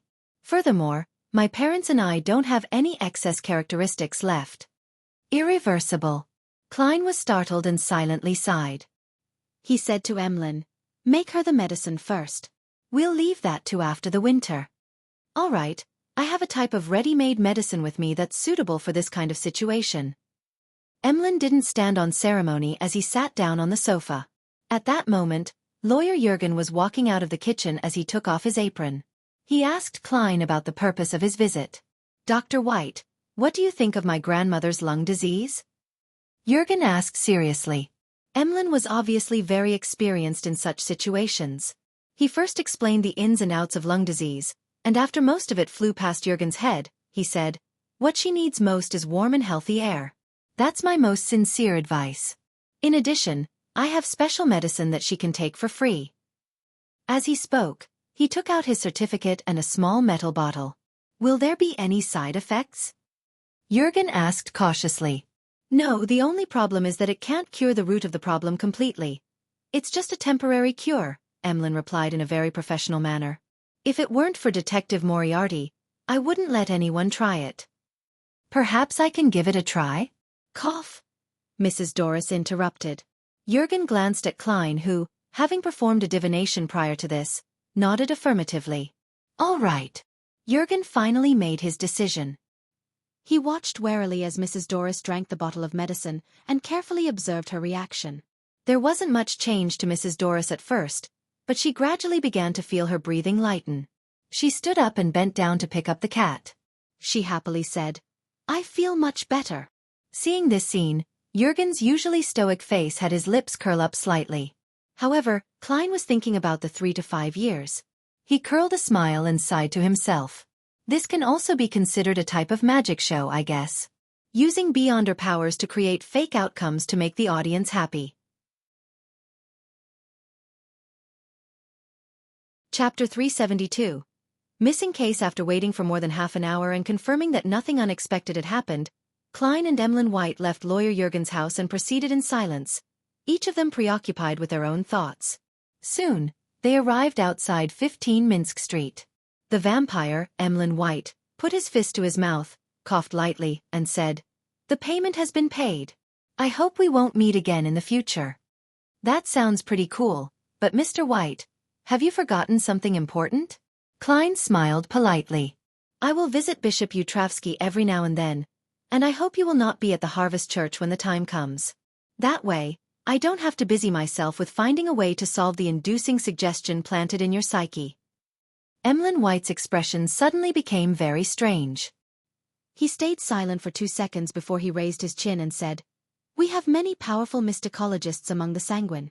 I will write to them for help." After he finished speaking, he pressed his hand to his chest and bowed to bid farewell. Turning around and taking a few steps, he suddenly slowed down, turned his head and asked hesitantly, "What were you cooking over here?" "Beef bone radish soup, with rice and chili peppers from the Fainapotter Highlands," Klein said in anticipation as he breathed in the fragrance drifting out from the house. Emlyn frowned and shook his head. "Chili peppers aren't things fancied by the sanguine. Frankly speaking, it's hard for me to imagine a vampire eating chili peppers. Of course, I occasionally imagine a vampire holding a steamed bun and chewing on garlic and onions." Klein silently lampooned, pointed to the door, and indicated that he was about to enjoy his dinner. Emlyn White thought for a second, lowered his voice, and said in deliberation, "Last night, I thought over things for a long time and found out that you actually didn't do anything, so why are you asking for compensation? That old man would have let me leave at any moment." Klein chuckled. "No, that's not how the accounts are done. Your parents assigned a mission to find you, not to save you. In the end I found you. According to the agreement, the reward should belong to me. Besides, if I hadn't reminded you, you might have stayed in Harvest Church for weeks or months before you realized that you were free to leave. Furthermore, you wouldn't have noticed the seed planted in your mind. Are you hinting that my intelligence isn't up to par?" Emlyn's face twisted. "No, I'm saying it directly." Klein smiled but didn't say anything else. He just opened the door and went straight to the kitchen. His mind full of the clear and alluring soup, the white rice, the soft yet chewy beef, the marrow hidden deep in the bones, the sweet, refreshing radishes with meaty flavors, and the shredded chili from the Fainapotter Highlands. In the spicy hot shreds, there were also pink rose salt and green parsley leaves. On Thursday morning, as promised, Klein went to the value-for-money coffee shop in East Borough. Old Kohler, who was still wearing the same thick jacket as before, was sitting in a corner, matching tea that barely tasted like tea with a loaf of black bread. Klein came in front of him, took out the things he had prepared long ago, and pushed them towards him. It was payment consisting of 2 5-soldi notes, 4 1-soldi notes, and a handful of copper pennies specially designed to increase the effect of the payment. Old Kohler stared straight at them for quite a while before finally reaching out his right hand to take them with a tremble. He looked at the money over and over again, raised his hand to wipe his eyes, and squeezed out a smile. "At the dock, we carry the heavy goods and do some troublesome cleaning with our feet in the cold and dirty water, only for 1 soldi a day. And there was a total of 15 soldi here." Klein listened in silence. A few seconds later he said, "What have you heard recently? What did you notice?" Old Kohler put away his payment, took another sip of his tea, pinched the corners of his eyes and said, "I've met a lot of dockworkers, and I've reconnected with friends I used to know when I was a tramp. Some of them have found employment in factories, and some of them have been switching between the workhouse and the parks. Heh, just like how I was in the past.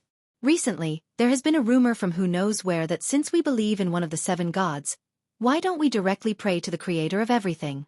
It's said that he didn't truly pass away, and he remains in everyone's body and in all things. Praying to him will result in our redemption. Not only will we enter his kingdom after death, but we will also have a better life before death. For example, we don't need to work so hard, and we can have butter and oily meat every day." Is this some theory the Aurora Order has spread about the fallen creator? After what happened to Lenivus, they've begun to pay attention to the poor in East Borough, the dock area, and the factory district, hoping to use them for certain purposes. I wonder if the three churches have noticed this. They probably have. Klein tucked a piece of butter between two slices of toast and took a bite without knowing what to expect. Old Kohler went on for a while before saying, "Mr. Detective, according to your instructions, I paid attention to the female textile workers. In the end, with the help of the police, their struggles failed. But, the leaders became the factory's supervisors, and a third of them lost their jobs. Some of them are actively looking for new jobs, some have become street girls, and some have gone off somewhere. The entire East Borough is in chaos." If this was the situation when Rear Admiral Hurricane Kalangos came to Backlund, he could come to East Borough to kill 1 or 2 people every day without anyone discovering or noticing the act. Klein sighed in his heart. Old Kohler continued to recount what he saw and heard daily before saying, "By the way, Liv's youngest daughter has gone missing." Liv. Klein was certain that he had never heard of the name. Old Kohler then said in realization, "She's the laundry maid you and Mr. Reporter met last time, the one who was arguing with someone. She was always at home doing the washing with her 2 daughters, but yesterday, when her 2 daughters were returning home from delivering the laundry, one of them ended up missing. The younger one. What a pity. She's been a widow for years, and she has always been counting on her 2 daughters, and now. Sigh, the police in East Borough definitely won't look too hard for her. Unlucky people tend to meet with even worse situations because they have no ability to resist danger or change their environment." This phrase suddenly flashed through Klein's mind. After a few seconds of stone-like silence he said, "Take me to see them. I'm a detective, so maybe I can help them find her." "They have no money," Old Kohler reminded him. Klein picked up his hat and cane and said, "I occasionally do volunteer work too. Sherwood Borough, in the apartment which the 2 ladies originally rented." Zio had resumed her life as a bounty hunter, and Furs hastened the pace of her new book, hoping to save the money needed for the Beyonder ingredients required by the Trickmaster potion. But writing a book wasn't something one could write that easily. Furs scratched her hair irritably and decided to go out for a walk to seek out inspiration. As she walked, she found that she had unknowingly returned to a familiar place. Diagonally ahead of her was the Yosefov Clinic, a fairly large private clinic where she had first worked. After staring at it for a while, Furs thought of the old lady who had guided her into the Beyonder world. She turned into a small alley on the right and took a shortcut to a nearby street. The 2 sides of the street had leaves fluttering down the parasol tree. It was a relatively quiet place. Furs remembered that the old lady lived at Unit 39.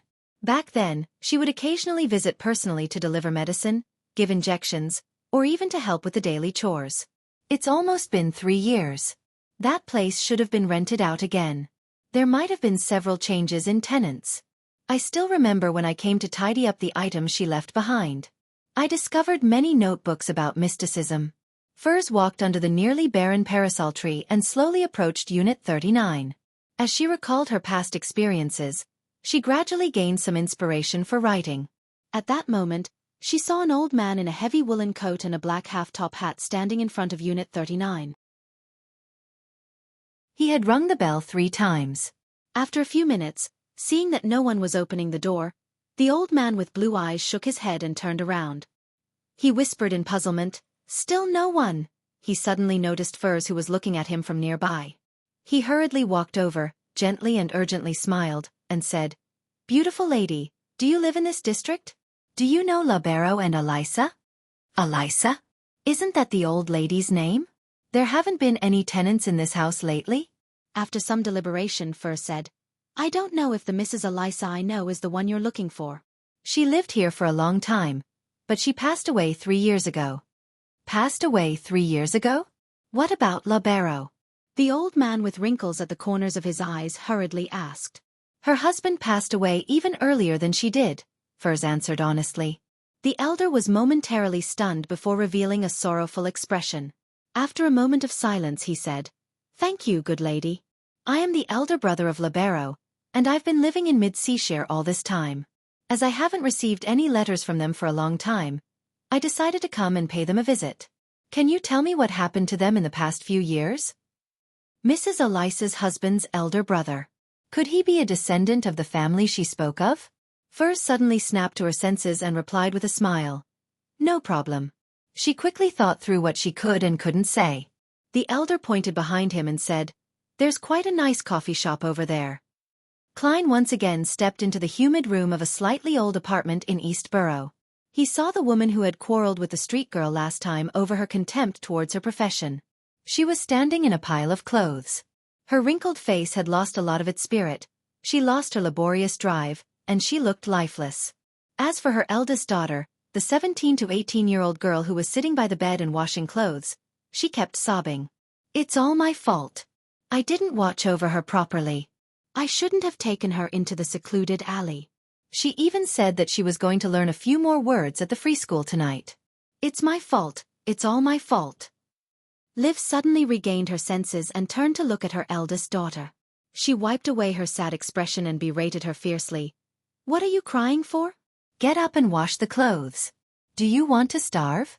Do you plan on not even being able to attend the free school? After screaming, she saw Klein and Old Kohler at the door. Old Kohler. This is? She asked doubtfully.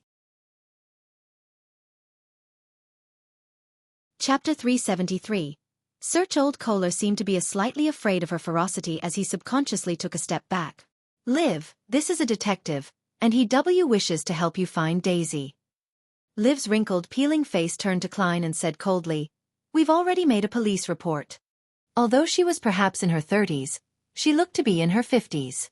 Klein looked around the room where many wet clothes hung. He vaguely remembered the last time he was here. There had been a 13 or 14-year-old girl, carefully holding a crude homemade iron to iron the clothes which had wrinkled from being hung to dry. Her hands had been covered with burns. She's the missing Daisy. Klein looked back at the laundry maid, Liv, and said in a neutral tone, Do you believe that the East Borough Police will really be looking for Daisy?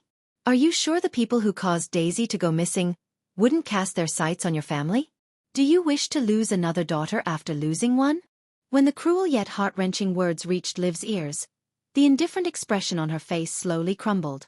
She turned agape, but she couldn't say anything. The corners of her eyes gradually turned red. She abruptly lowered her head and muttered to herself in pain and despair, I don't have any money. The room suddenly became silent. Even the sobbing girl didn't make another sound. Klein pursed his lips and let out a silent sigh. I occasionally do volunteer work, simply to help others. Heh, I haven't done so in a long time, so please give me a chance. Volunteer work? Liv lifted her head and ruminated over the phrase. Klein nodded slightly and answered, The job will be done pro bono. No, it is not completely free either. Kindness will bring me great satisfaction. Since you have no other solutions, why not give it a try? Liv was silent for a moment. She raised her hand, which had wrinkled from being soaked in water for an extended period of time, wiped her eyes and said in a low voice, Mr. Detective, you really are a kind and good gentleman. Her voice suddenly became choked with sobs. This was what happened. At midday before yesterday, at noon, Daisy delivered a load of washed laundry under Freja's lead. It was just outside East Borough, and they needed to cross several streets. In order to rush back for lunch, Freja had chosen a secluded alley, but a momentary distraction left her realizing that Daisy, who had been following her, was gone. She retraced her route but never found Daisy, and Daisy hasn't come back yet. Where did this happen, Freja? The girl named Freja had already stood up. Her eyes were red and puffy. She sobbed and said, right here in Broken Axe Lane, Mr. Detective. Will Daisy be all right? Probably, Klein replied without much of an expression. He looked around and asked, Do you have anything that Daisy often carries? I can borrow a police dog. It has an excellent sense of smell and can be used to find a person based on the lingering scent. No, Liv thought for a moment and said with a sad expression. Freja once again shed tears. She felt as if the situation had turned into one of despair once again. Suddenly she blinked and said, Wait, there's something. Daisy's vocabulary book. Vocabulary book? Old Kohler asked. Liv sniffed and said, I make Freja and Daisy attend the free school at night. I can keep washing clothes, but they can't always be doing the same. This lady is such a good mother. Klein couldn't help but sigh. The free classes offered at night were set up by the three major churches or some charity organizations. From 8 to 10 o'clock in the evening, the school would be free of charge and would even provide stationery and a certain amount of paper. It was an education that was need-blind, and it would at most involve some religious knowledge. Klein had heard old Neil mention that he had once been a teacher for the Church of the Evernight Goddess for several years. Because there were very few people who volunteered to be teachers in the free school, a unique teaching method was established. Teachers would arrive early, gather the few students who had the best academic progress, imbue them with the content for that day's class, and then put them in charge of teaching the different classes. The teachers would supervise, correcting any mistakes. It was called a tutorial system. Corresponding to the free classes were the free organizations such as the Technical Workers' Workshop, which were truly accessible to the poor, and one of the few outlets to escape from poverty. Unfortunately, there were too few similar organizations, and it was difficult for them to play a substantial role. At this moment, the sobbing Freja added, Daisy liked studying very much. She was made the tutor of her class by her teacher. She would put together the vocabulary words she had copied and hug them in her bed every day. She would wake up early and go out into the street to recite them under the light of dawn. She's always found it regretful that there are no street lamps around here. As she spoke, Freja rushed back to the bunk bed and took out a stack of crumpled paper from under the tattered pillow. Due to it being in a humid environment for extended periods of time, the words that were copied on it had already smudged. The edges of the sheets of paper were worn out, as though they had been turned over and over by someone for a long time. Mr. Detective, is this okay? Freja handed Klein the so-called vocabulary book, which had no binding at all, and anxiously asked. Yes, Klein answered very simply. He wasn't trying to comfort Freja. Although it wasn't the kind of items Daisy carried around all the time, it was something that had accompanied her all this while. Moreover, it had been projected with Daisy's strong will. It was excellent for using it as dowsing to seek her out. He casually flipped through the vocabulary book and said, Then I'll start taking action. The earlier I find Daisy, the better. Liv and Freja were unable to find words to describe their feelings. All they could do was watch as Klein and old Kohler leave, repeating the words thank you, Mr. Detective, and thank you, good gentleman. After leaving the apartment, Klein turned to old Kohler and said, You should pay attention to those female textile workers who lost their jobs, especially those who have neither found new jobs nor become street girls, and pay more attention to those who have gone off to unknown places. Pay attention to your own safety. Ask less and listen more. If you do this well, you'll get a bonus. All right. Old Kohler nodded heavily. He didn't immediately bid farewell. After hesitating for a moment, he asked with a tone full of expectation, You'll find Daisy, won't you, Mr. Detective? I can only say that I will do my best. Klein didn't make any guarantees. Old Kohler sighed and smiled bitterly. I've lost my child, so I'm very unwilling to see this sort of thing happen. He waved his hand and walked towards another street. Klein left the area at a leisurely pace, wrapping Daisy's vocabulary book around the head of the cane and, without attracting any attention, completed its dowsing rod seeking. There are results. Towards the northwest. For the time being, it's not possible to confirm if I'm suffering any interference or misdirection.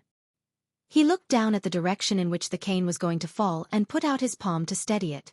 According to the revelation, Klein went all the way out of East Borough and hired a rental carriage. Half an hour later, the carriage, which occasionally changed directions, stopped at Iris Street, near Cherwood Borough and West Borough.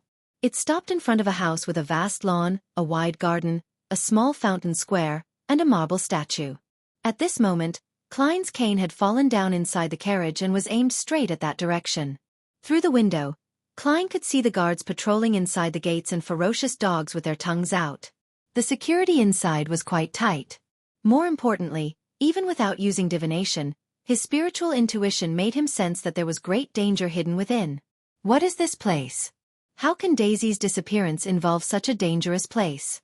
Klein thought for a few seconds. Then he told the carriage driver to keep going. The carriage driver replied with some surprise. Sir, are you not here to visit Mr. Capham? Capham. The name sounded extremely familiar to Klein. He smiled and asked, Why do you think so? There will always be people coming out from East Borough who ride in my carriage all the way here. Heh, this is the home of the rich and powerful Mr. Capham, the carriage driver casually replied. Eastborough. Capim. Tycoon. Klein suddenly remembered who Capim was. There were many rumors that he was the leader of a bloody criminal organization which was stained with blood. He was involved in the disappearance of many innocent girls. And in reality, he was a tycoon who knew quite a few important figures. Without another word, Klein leaned back against the wall and half-closed his eyes. The horse carriage slowly moved forward. The luxurious villa was left behind as it disappeared from the window.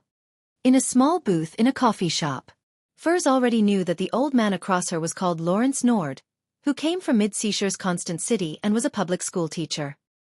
He didn't know that Mrs. Elisa's husband was dead, nor that Mrs. Elisa had inherited his estate and become a beyonder, much less know that Mrs. Elisa had left me her relics.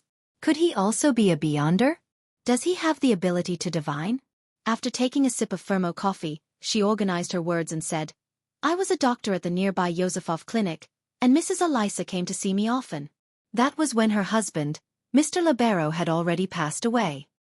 Sometimes I would accompany her by chatting with her and helping her do things like. So in the end, she made a will, giving me her savings and cash. She donated jewelry, books, furniture, and other things to a charity. This was done under the supervision of her assigned law firm. Furs was telling the truth, but not the whole truth. Lawrence pinched his forehead and said, What a pity. I don't understand why Elisa didn't contact me over all those years. She didn't mention your name. She was vaguely dissatisfied with Mr. Libero's family, Furs replied frankly. Lawrence fell silent for a moment before saying, Thank you for informing me. It has made me understand certain things. By the way, where are Libero and Elisa buried? Grim Cemetery. Furs took out a pocket watch and gave it a look before saying, Mr. Lawrence, I still have things to tend to. I should be leaving. Lawrence didn't stop her. He got up and saw her off. After sitting down again, he rubbed his temples in distress and silently muttered to himself, Libero is dead, and he didn't leave any children behind, and I don't know what Elisa did to his beyonder characteristic.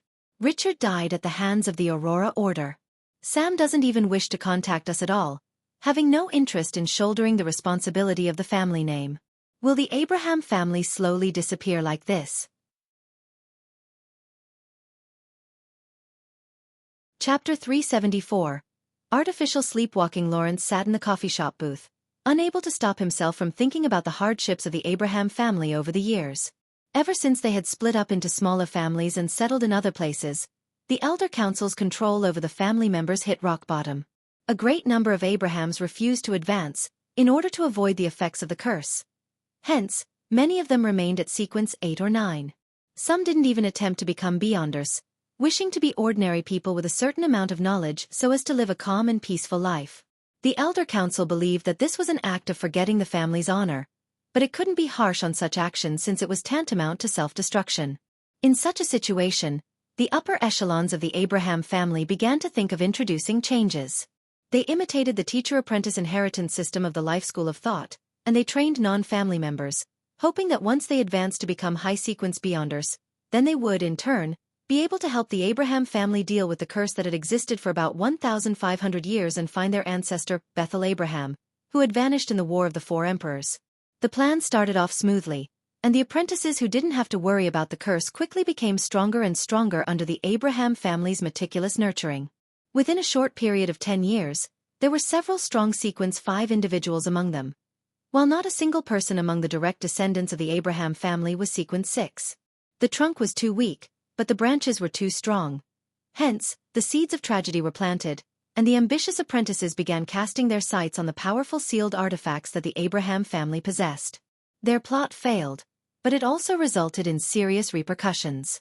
All the non-family members at sequences 6 and 5 were of the opinion that their positions within the Abraham family didn't match their own strength and that they couldn't be trusted, preventing them from being in possession of certain sealed artifacts. In the process of going back and forth, with difficult negotiations occurring and compromises between the two parties, an accident happened. One of them, Traveler Bodies, was lured by the true creator into joining the Aurora Order, which led to a terrible disaster.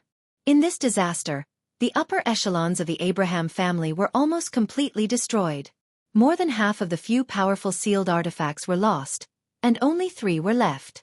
As a result, Lawrence's brother, who he shared the same mother with, Richard, died.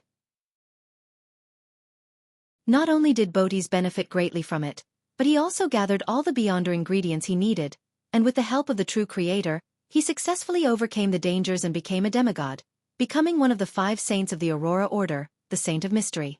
After the disaster, the rebuilt Abraham family's elder council reflected over the actions of the past few years, but they couldn't find a solution to the problem. Emotions such as negativity, dejection, and hopelessness shrouded the hearts of the few remaining family members. Lawrence didn't wish to be placed in such an environment or face sighing and repressed emotions every day. He found a reason to leave the elder council and came to Backlund to look for his other brothers, Libero, who he shared the same mother, and Sam, who he didn't share the same mother. But now, he suddenly realized that he was the only one remaining from his father's line. He was already nearly 80 years old, and all his children had died in the disaster brought about by Botis. Just recalling the past made him feel sorrow from the bottom of his heart. The most painful thing was that he couldn't see the hope for revenge, and he couldn't see the dawn of his clan's glory appearing once more. I'm already very old, and I was also injured before. Unless it's absolutely necessary, I wouldn't dare to use my beyonder powers anymore, which would cause me to lose control or even cause the curse to descend. What is the future of the Abraham family? Lawrence took a sip of the Fermo coffee and fell into a long silence. Upon returning to her rented house, Furs immediately entered the bedroom and locked the wooden door behind her. She sat on the edge of the bed, calmed her mind, and whispered the honorific name that represented hope and the future. The fool that doesn't belong to this era, you are the mysterious ruler above the gray fog. You are the king of yellow and black who wields good luck. I wish to inform you of what I have encountered today. I met the elder brother of the husband of the old lady, who made me become an apprentice. He seems to be a member of a certain family. I didn't mention anything related to mysticism, but I'm worried that he has extremely powerful divination abilities and will be able to find out the complete truth. At this moment, Klein happened to be above the gray fog. He saw the crimson star that represented the magician expanding outward, rippling as he heard the stacked layers of pleas. After figuring out the details, Klein tapped the edge of the ancient table and said to himself silently, "How cautious for her to know to seek help from the fool.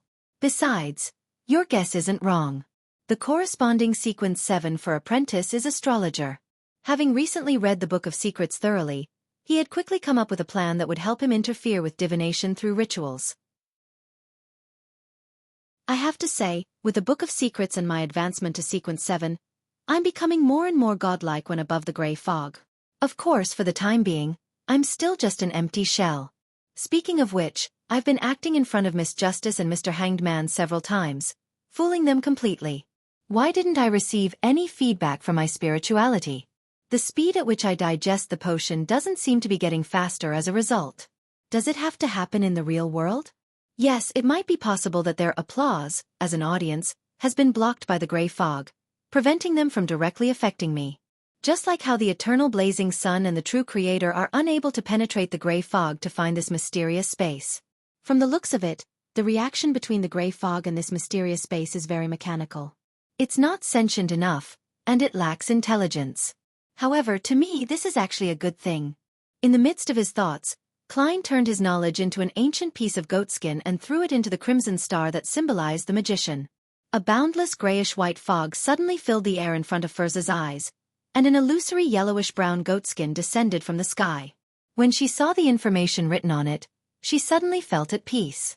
With Mr. Fool, Mr. Lawrence certainly wouldn't be able to get the correct revelations via divination.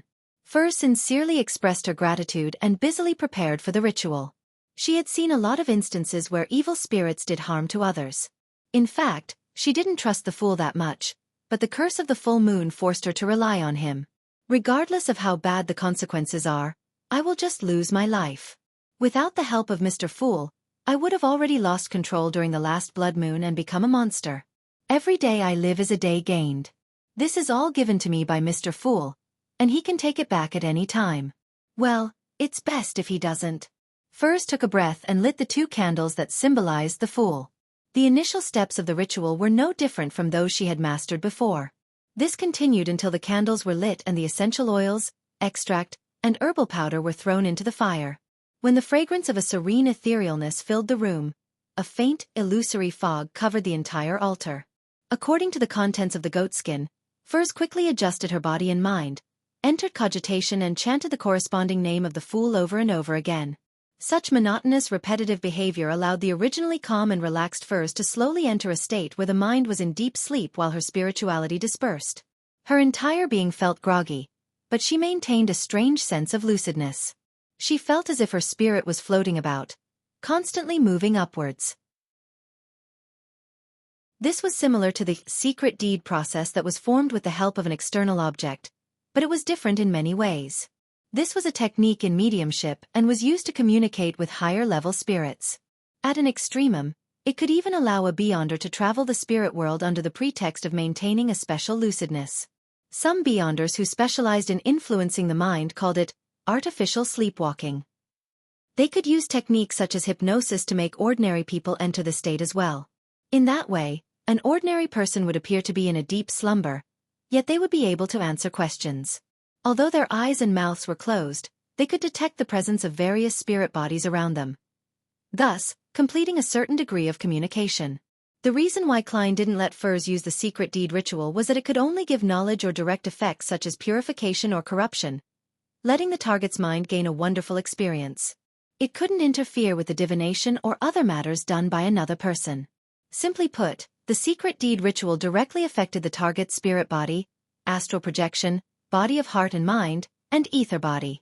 The related positive or negative states were removed, and with the artificial sleepwalking ritual, it allowed Klein to do something indirect so as to deal with any outside interference. In a daze, Furs felt herself drifting back to the majestic old palace above the gray fog, and she saw Mr. Fool sitting high above, looking down at everything. Klein looked at the image of the magician projected by the dark red starlight. He unhurriedly picked up a paper figurine that he had found earlier from his trash pile in the corner. As a seer who had advanced twice, he had many ways to interfere with the divination of others, so he didn't need to rely on mystical items to help him. At this moment, due to the effects of the ritual, the mysterious space above the gray fog started to tremble slightly, and some of the power was flowing due to the perturbation. Klein's left hand pressed the Dark Emperor card on the surface of the long bronze table, connecting it with his own spirit body and uplifting himself to a higher level. It raised his level just like the previous times he used the flaring sun charm and Azek's copper whistle to solidify his spirit body. Then, with a flick of his right wrist, he threw the paper figurine out. The paper figurine suddenly expanded in size, and on its back, 12 pairs of black angel wings which were cut out of paper grew out. The feathers were vivid and lifelike. The paper angel pierced through the dark red light and overlapped with the illusory figure of the magician. Without any warning, it started to burn and completely disappeared. The half-awake Furs seemed to see a dignified and majestic angel as it wrapped layer upon layers of pitch-black wings around her. After an unknown period of time, Furs suddenly awoke from her artificial sleepwalking state. In front of her were only the 3 candles quietly burning on the altar, and the fog that had permeated the entire room. At the tip of her nose was the familiar fragrance of serene etherealness. Angel. Furs was so lost in thought that she momentarily forgot to end the ritual.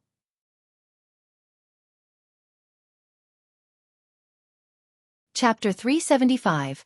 An Evil God's Impressive Act 1, 2, 3, 4, 5. I think there were 12 pairs of wings.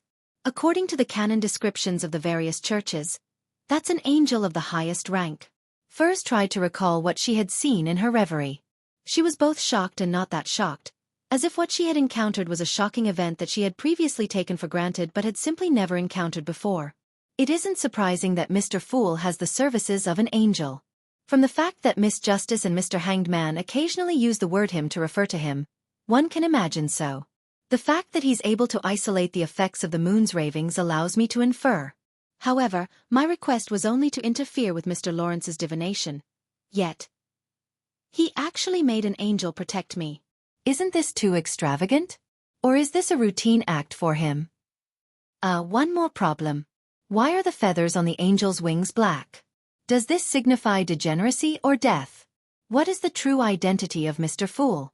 Which great being is he? Death, who was rumored to have died in the Pale Era? He wishes to be reborn through the tarot gatherings? Furs suddenly took a deep breath, completely unconcerned that the gentleman named Lawrence would find anything wrong with her through his divination. On the realization that she had already joined the tarot club, she smiled wryly and whispered silently, "I can only do as Emperor Roselle said, Take things one step at a time. After gathering her thoughts, Furs humbly thanked Mr. Fool once more. Following the normal process of a ritual, she extinguished the 3 candles' flame and began to clear the altar, which was filled with all kinds of items. Above the gray fog, Klein temporarily put the matter of the Abraham family at the back of his mind. According to his original plan, he conjured a pen and paper and wrote the following divination statement: Daisy's current situation. Putting the fountain pen away, Klein stacked Daisy's vocabulary book and the piece of paper with the divination statement on it and held them in his left hand. Then, leaning back in his chair, he entered a state of cogitation, reciting the words, Daisy's current situation, over and over again. After 7 times, Klein fell asleep, his eyes black with a hint of red before grayness surfaced in them. One scene after another began to flash. Some were contiguous, some had gaps, and some were completely incoherent. Klein saw Liv's youngest daughter, a 13 or 14-year-old girl who persisted despite being repeatedly scolded. She was dragged into a remote alley by a man wearing a heavy jacket and a grayish-black cap after he covered her mouth with a handkerchief from behind. Another man, who was dressed the same, took her legs, and they lifted her as they quickly walked away. Their destination was the carriage parked outside the alley. The whole incident was over in less than 2 minutes, and by the time Daisy's sister, Freja, returned to search for Daisy, the carriage was already gone. Within the carriage, a sharp, ice-cold dagger was held to the muddle-headed Daisy's face, and lewd threats rang in her ears. The carriage drove into the luxurious villa. Daisy was in a small dark room, and from time to time, the sound of women's cries, screams, and curses echoed outside. Daisy woke up and cried out for help, but the door was opened, and she was kicked away. The pain made it impossible for her to get up. She wept as she constantly cried for Mother and Freja. Klein opened his eyes and realized that the paper he held in his left hand had already been crumpled by his tight grip. He had established that Capim was the mastermind behind the many disappearances of young ladies, and that he was the boss of a criminal organization. The problem, however, was that the case shouldn't and couldn't involve powerful Beyonder forces. At most, there would be a few money-hungry Beyonders at sequence 7, 8, or 9 that were helping out. It wouldn't have made Klein's spiritual intuition give him warnings of intense danger the moment he approached the villa. Is Capim himself a sequence 6 or even sequence 5 Beyonder? However, it's not difficult for a Beyonder of this level to earn money. There's no need to do such dirty and complicated matters. He just has to find all the gangs and collect protection fees via protection racket. It would be easy, and it wouldn't dirty his hands. Could there be some hidden plot behind Capim's human trafficking? As he pondered, Klein used the power of the gray fog to restore Daisy's vocabulary book to its original state. After a few seconds of silence, he took out another piece of goatskin and wrote a new divination statement. Saving Daisy is a dangerous matter. After reading it carefully twice, Klein removed the spirit pendulum from his left wrist, letting the topaz pendant fall and hang above the surface of the paper, almost to the point of touching the statement. After taking a few seconds to compose himself, he closed his eyes and began to recite the divination statement he had just written. When he finished reciting it, Klein opened his eyes and looked at the pendulum in his left hand. The topaz pendant was rotating clockwise at a fairly fast frequency and with a rather high amplitude. This meant that saving Daisy was a rather dangerous act. However, it isn't one of total despair. There's still a possibility, a significant chance of success, as long as I can seize it. Klein deciphered the revelation from the spirit pendulum.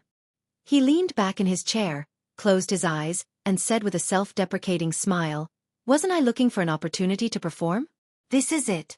As a magician, I have to challenge something of a higher difficulty. Otherwise, I would be called a trickmaster and not a magician." Completing the seemingly impossible, even if the outcome is nothing but an illusion, that's the image of a magician in my heart. As for whether it's one of the rules or not, I still need confirmation. Klein tapped the edge of the ancient table and quickly made his decision. To him, the most troubling thing about saving Daisy and dealing with Capim was that he didn't know anything about Capim. He didn't know how many other Beyonders were in the villa or the sequences and pathways they had. This made Klein unable to make specific preparations. And for a magician, the first rule was, never perform unprepared. Many seemingly impromptu performances actually involved significant preparations. For example, long periods of practice or thorough mastery of diverting attention away from the situation. Should I get Miss Justice's help to learn more about Capim's background for my adorer? Klein seriously considered the options available to him. However, he quickly rejected this idea. No, I won't be able to receive detailed information. Although Capim is involved with many powerful figures and the wealthy, it's not something that can be publicized. Miss Justice will, at most, learn of the nobles, members of parliament, or civil servants which he is involved with, but she won't be able to determine how many Beyonders are in his villa, much less the traps or the layout. Through the clues from these connections, Miss Justice might be able to figure out what I wish to know given a few weeks' time, but that's too slow.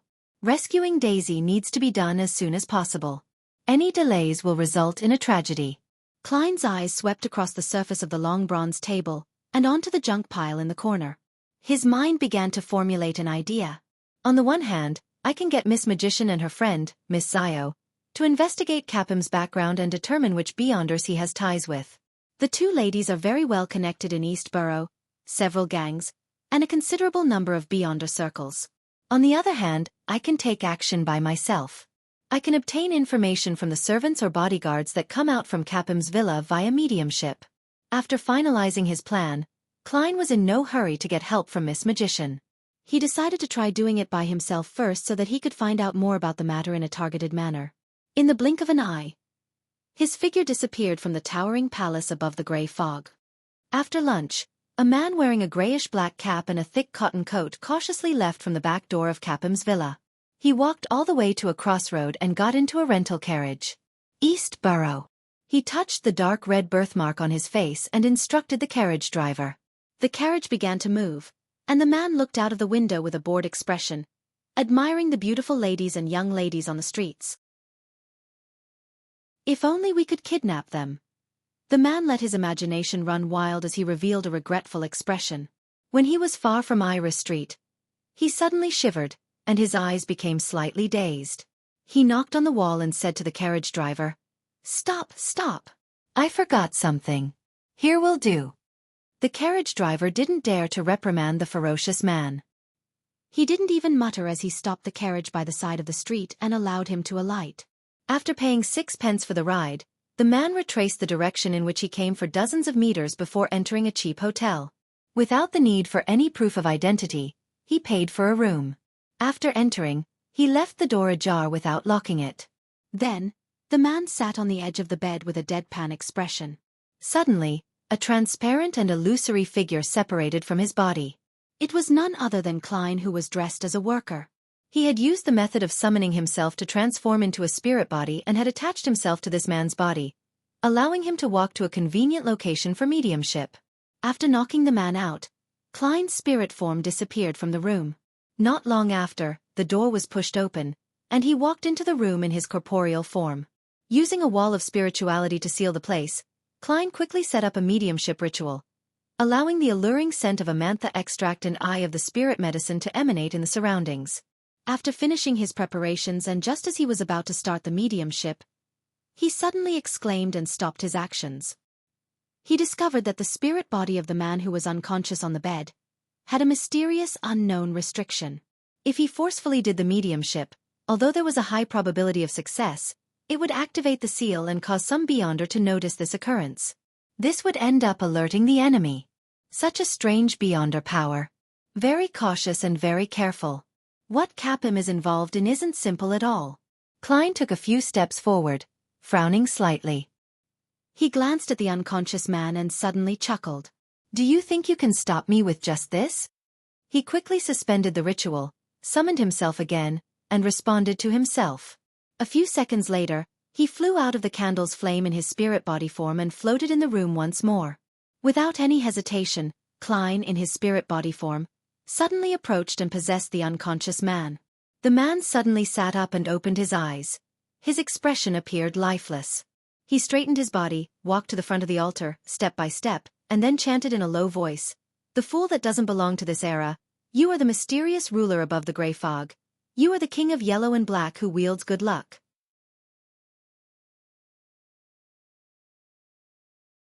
Chapter 376. Mr. Horace, in a room filled with the ethereal fragrance of amantha extract and eye of the spirit medicine, Capim's henchman, who had been possessed by Klein, was made to chant the fool's honorific name. Amidst the monotonous yet rhythmic murmurs and the fragrance that made it difficult to focus, the man's spirit body gradually dissipated. He became muddle-headed but maintained a certain degree of unusual lucidity, as if he was hypnotizing himself. With Klein's help in his spirit body form and the feedback from the chanting the fool's honorific name, he slowly entered an artificial sleepwalking state. His astral projection approached the infinitely high gray fog and the mysterious location above the gray fog. Klein seized the opportunity, ended the summoning, and returned to the towering ancient palace, where he sat at the seat belonging to the fool. He saw a bright light circle rippling around him, sketching out the illusory figure of Capim's henchman. The mysterious space was affected by the ritual as it trembled slightly. Some of the energy was being pried away and was slowly flowing. Klein picked up the Dark Emperor card, and a paper figurine flashed in his hand. With a flick of his wrist, the paper figurine flew out and absorbed the sliver of energy that had been pried out of the gray fog. It then transformed into a man wearing a black cap and a thick cotton jacket. He looked identical to Capim's henchman. Even his aura and feel was indistinguishable from the real person. This paper figurine overlapped with the target's illusory figure and helped him resist the mysterious and unknown restrictions placed within his spirit body.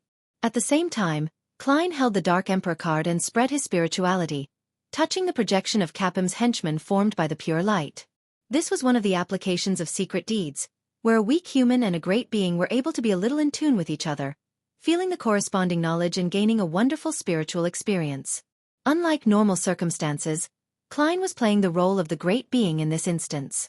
In this kind of close interactive state that belonged to a secret deed, humans could gain knowledge from great existences, and great existences could also naturally use questions to obtain the information they wanted. If it wasn't for Klein's inability to master the field of the mind, he would have been able to plant an inducing suggestion.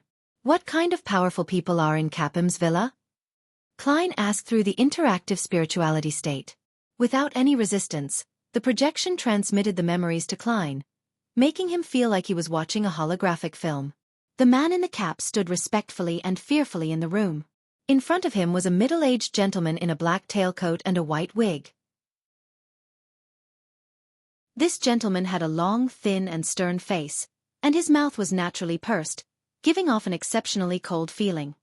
He followed the golden chain on his watch, took out a pocket watch of the same color, pressed it open to take a look, and then he said in a deep voice, "Look at me." The man in the cap didn't dare to disobey as he raised his head and looked in front of him. "Yes, Mr. Horace." Before he could finish his words, he saw a pair of eyes that flickered with a strange light, and he heard a command, "Maintain secrecy. You can't leak anything you see or hear in this villa to anyone else." The man in the cap trembled inexplicably, feeling that he had to do as the other party had ordered. He lowered his head again and said, "Yes, Mr. Horace." The man in the cap carried an unconscious girl along the stairs to the entrance of the basement. There was a small room that was separated from the others, and a bearded man with an unknown age was sitting inside it. This bearded man had a pair of frighteningly cold blue eyes. He held a thin piece of flannel in his hand and was carefully cleaning the grayish-white rifle on the table. The rifle was thick and long, connected through a pipe to a large mechanical box of the same color. It was a high-pressure steam rifle. That was a military-controlled item. "Mr. Belize." The man in the cap bowed his head in greeting. The man in the cap entered a neatly arranged underground structure which resembled a prison. He then locked the unconscious girl in one of the small rooms. He locked the door, returned to the corridor, and picked up the lantern he had been assigned. At that moment, he saw a figure slowly approaching from the other end of the corridor. The figure seemed to be able to see through the darkness without any lighting. With the aid of the lantern, the man in the cap realized that it was a woman in her 30s. The woman was wearing a brown bonnet, a thin white blouse, and suspenders, as well as leather boots that reached her knees. There were old scars on her face and a cruel smile at the corners of her mouth. The man in the cap lowered his head in fear as he stammered, "Ma'am Katie." The woman ignored him. Step by step, she approached him and walked past him, as though he was nothing more than air. When the lady named Katie had left, the man in the cap curled his lips and said, "Bitch. When you get into bed, you'll definitely be more energetic than a prostitute." He pushed up his crotch, held up the lantern, and left the basement. The man in the cap met two men in the grand hall that shimmered gold. One of them was about 1.65 meters tall, and he was a little plump. He didn't have any special features, but his eyes always had a frightening look. The other was slightly taller than 170 meters, and he looked a bit old. He had some wrinkles and a high nose bridge. His brown eyes were filled with spirit, and he didn't seem to have a look of deterrence. Mr. Capim. The man in the cap greeted the plump middle-aged man, then he said to another person, Mr. Parker. In the early light of dawn, the man in the cap met the cold middle-aged gentleman called Mr. Horace at the entrance to the basement. Horace, wearing a white hood, glanced at him, who was standing respectfully by the side. He indifferently stretched out his right palm towards the entrance of the basement and solemnly said, Confinement! Silently, there was a subtle difference in the surroundings. There are a total of 4 Beyonders. At least 4 of them. The strongest should be that Mr. Horace, a sequence 6 at the very least, or maybe even sequence 5. I wonder what pathway it is. It does seem similar to the Dark Emperor pathway. Relying on order and issuing commands? Judging from the scenes just now, the restrictions pertain only to the basement, not the entire villa. That's right. With so many people coming and going during the day, it would be too troublesome to enter and exit once the restrictions are in place. I wonder if it's the same at night. Klein analyzed the information he had just received and asked again, What's the overall layout of the villa? He quickly received feedback and saw a magnificent hall, a wide dining room, connected corridors, washrooms, and scenes of the basement. Through them, Klein pieced together in his mind the rough layout of Capim's villa. Feeling the drain on his spirituality, he asked a final question. Who are the important figures whom Capim is closely related to? The scene in front of his eyes was the magnificent hall from before. Half-naked girls were prostrating themselves while serving the guests drinks, letting them abuse them or fool around with them. Otherwise, they were being dragged directly to a secluded spot to be ravaged. They were young, and their faces were bitter and numb. Any slight delay or lack of enthusiasm would result in them being whipped by Capim's attendants or maidservants. None of these servants showed a shred of sympathy despite seeing such evil scenes. They fought to be the first to showcase themselves in a bid to obtain rewards. Klein saw Capim among the guests, the cold Mr. Horace, and a member of Parliament from the House of Commons who often appeared in the newspapers, Vardara, a fat man who was addressed as Deputy Chief. Is that one of the Deputy Chiefs of the Backlund Police Department? That's one of the higher-ups of the police department. To think that not a single one of those servants are good. That's understandable. The villa's hired personnel must have been screened before and would have to be sufficiently trustworthy. Klein rubbed his forehead, halting the secret deed ritual. The man in the cap was only an inconsequential leader, and that was all he could know or participate in. Even at this moment, the mysterious restriction on him was still unperturbed. Klein ended the ritual and allowed him to vanish from above the grey fog as he returned to the real world. He sat by the bed and looked at the man in the cap who was unconscious. According to the information he had just gathered, he analyzed the feasibility of a performance and considered one plan after another. In the end, Klein came up with a definite idea. He whispered to himself, perhaps, I don't need a helper. A helper would drag me down instead, making it inconvenient for me to escape in times of danger. Picking the right time is very important. Nearly 50 minutes later, the man in the blackish-gray cap appeared in East Borough as he headed straight for the streets controlled by the Zmanger gang. As soon as he saw a few dark-skinned lean people with ferocious looks, he immediately went close. Pretending to not watch where he was going, he bumped into one of them. Damn it! You bunch of trash! The man in the cap cursed loudly and punched at one of them. Highlanders who loved to fight didn't back down and entered a brawl with him. In the process, the man in the cap pulled out his dagger, and the other Highlanders also drew their weapons. Slash! During the battle, a dagger stabbed into the capped man's neck as he failed to dodge in time. It went right into his arteries. The man in the cap fell as red blood pooled around his head. He quickly lost his life, and the illusory transparent figure within his body immediately vanished. Klein returned above the grey fog, and using it as a springboard, he re-entered his body. He then opened his eyes in the cheap hotel in Sherwood Borough. He cleaned up the rest of the evidence and went to the front desk to check out of the room. On his way back to Minsk Street, Klein once again went above the grey fog. He wanted to divine a simple but crucial piece of information. He picked up a fountain pen and wrote down a line of text, Capim's dinner time today.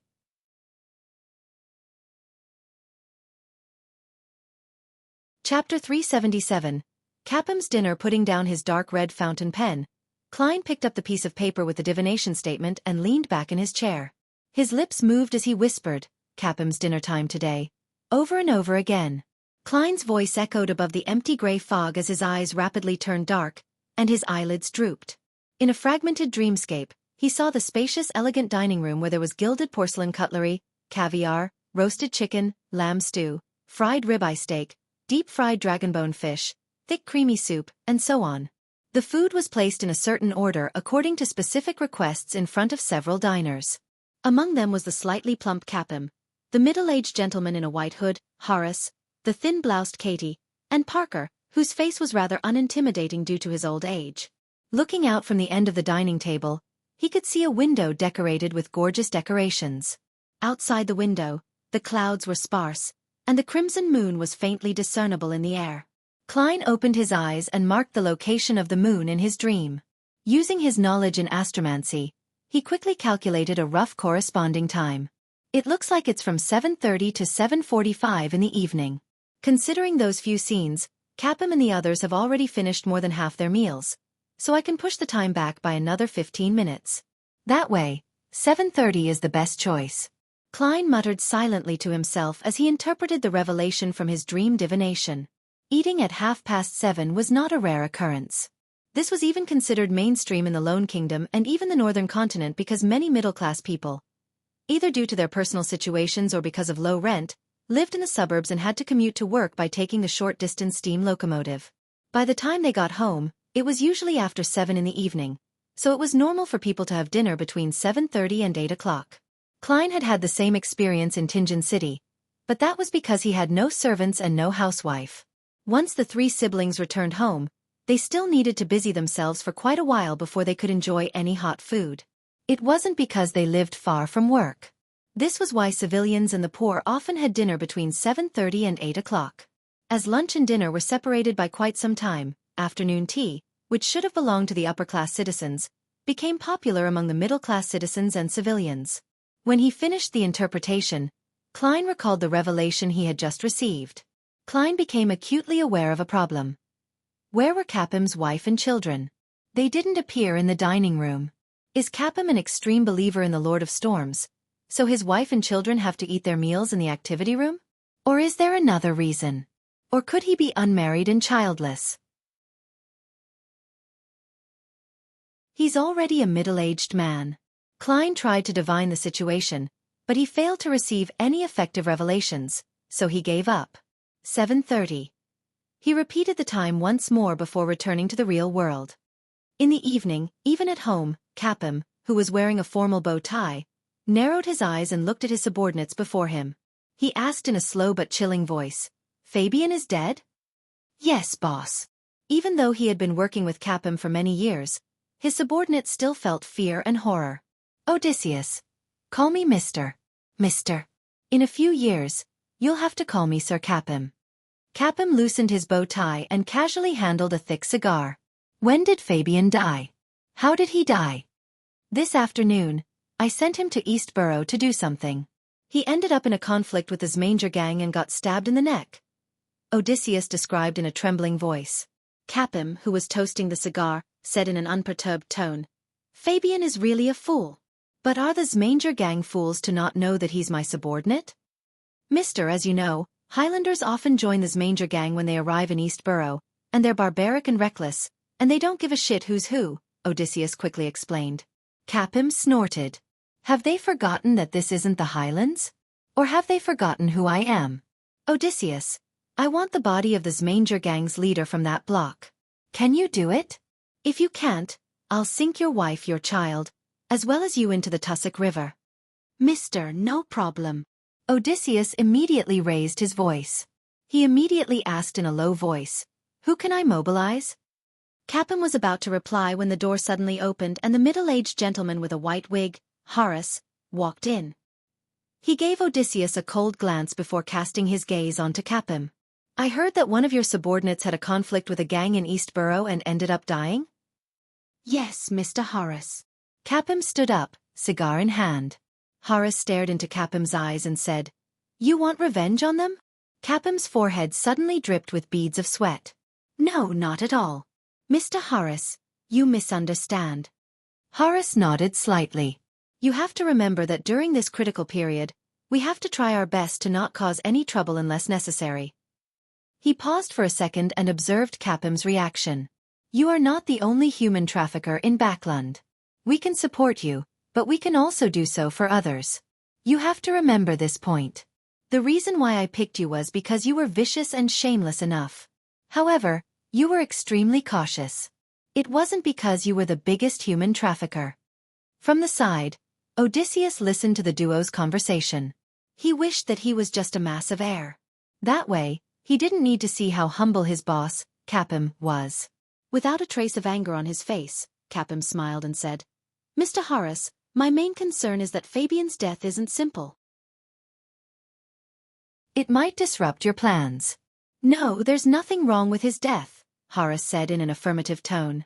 I didn't get any feedback. Is that so? Capim acted enlightened. Then I'm relieved. He looked at Odysseus and signaled him to leave. He then lowered his voice and said, Mr. Horace, this time, there are the kind of goods you like from this batch. Seeing Horace's expression soften but not show any signs of emotion, Capim quickly added, We've already finished gathering the ones that will be sent over. Horace nodded slowly. Send her to my room tonight. Yes, Mr. Horace, Capim said with a big smile. After Horace left, his face turned gloomy. He took a deep breath and whispered, I hope that you can keep your promise this time. I don't want to be involved in anything like that anymore. He clearly remembered that year during the Harvest Festival. Someone had come to him, hoping to get a batch of innocent girls. From that day on, the trajectory of his life had undergone tremendous changes. He had taken a fifth of the market share of the unlawful slave trade. He quickly became one of Backland's rather famous tycoons, acquainting himself with several important figures and dragging them into the abyss of depravity. At this point, he desperately wanted to cover up the sins of his past. He wanted to let Capim undergo a catharsis, allowing him to become a true member of the upper class. However, for the time being, he was unable to do so. Glancing at the cigar in his hand, he picked up the framed photograph of himself with a beautiful woman and 2 children. Rubbing the surface of the photo frame with his thumb, Capim narrowed his eyes and whispered to himself, After this deal, you should be able to return. At dinner time, Capim walked out of his study. A warm smile plastered over his face again. Ma'am Katie, there's your favorite caviar and a roast chicken specially prepared for you this evening, he said to the woman in the thin blouse. Katie touched the old scar on her face and nodded without saying a word. Capim knew that she was silent and fierce, so he didn't continue. He watched her as she took her seat. Then Horace, wearing a white wig, entered the dining room, nodding slightly to each of the diners. The elderly Parker took a sip of his pre-meal wine, smiling as he motioned for Capim to sit down. The white napkins were spread out, and the food was served one by one. Capim raised his glass and chuckled. Holy Lord of Storms, let's toast to a beautiful future. To a beautiful future, Parker responded. Horace didn't say a word. He merely held the wine glass in his hand and made a gesture. Katie completely ignored them. At this moment, the classical clock hanging in the hall read 7:23. In a cheap hotel in the Backland Bridge area, the disguised Klein took out his golden pocket watch, looked at the exact time, then he took out holy night powder, and he sealed the room with a wall of spirituality. After doing that, he quickly set up an altar and conducted a ritual. I summon in my name, the fool that doesn't belong to this era, the mysterious ruler above the gray fog, the king of yellow and black who wields good luck. When the ritual was over, Klein immediately took 4 steps counterclockwise and went above the gray fog, ready to respond to himself. Inside the towering and solemn palace, he saw the door of summoning condensed by rippling light. It was a pair of illusory doors that opened outwards, covered with mysterious symbols. Klein was in no hurry to be summoned. Instead, he took out the sun brooch and other mystical items, and he absorbed them into his spirit body according to his plan. Finally, he picked up the Dark Emperor card and let his spirit body envelop it. All of a sudden, Klein felt as if his spirit body had turned corporeal with flesh and blood. It was as if he could lift a gun and move a table and chair. A dark and ethereal mist rose up around him, and as the mist clung onto the surface of his body, it formed an imposing set of armor. He had a black crown on his head and a long cape of the same color on his back. At that moment, Klein was like an emperor about to embark on a journey. Dark Emperor. He examined the purifying bullets and revolver that he didn't bring with him before taking a step forward and entering the crack on the illusory door. Leaping out of the candlelight, he immediately flew under the cover of the night towards Capim's villa on Iris Street in Sherwood Borough. Not long after, he floated in front of the artificial fountain and approached the villa's entrance at a relaxed pace. The patrolling guards passed by him, but they didn't have any reaction. Since it wasn't really late into the night yet, there were no Beyonders on guard outside. In addition, Klein wasn't afraid that the powerful Beyonders inside would notice and have a premonition. It was because the Dark Emperor card possessed anti-divination and anti-prophecy characteristics. You're tuning in to the Xiaofan's Wuxia Tales YouTube channel. Don't forget to subscribe and join us on this journey to catch the most captivating stories.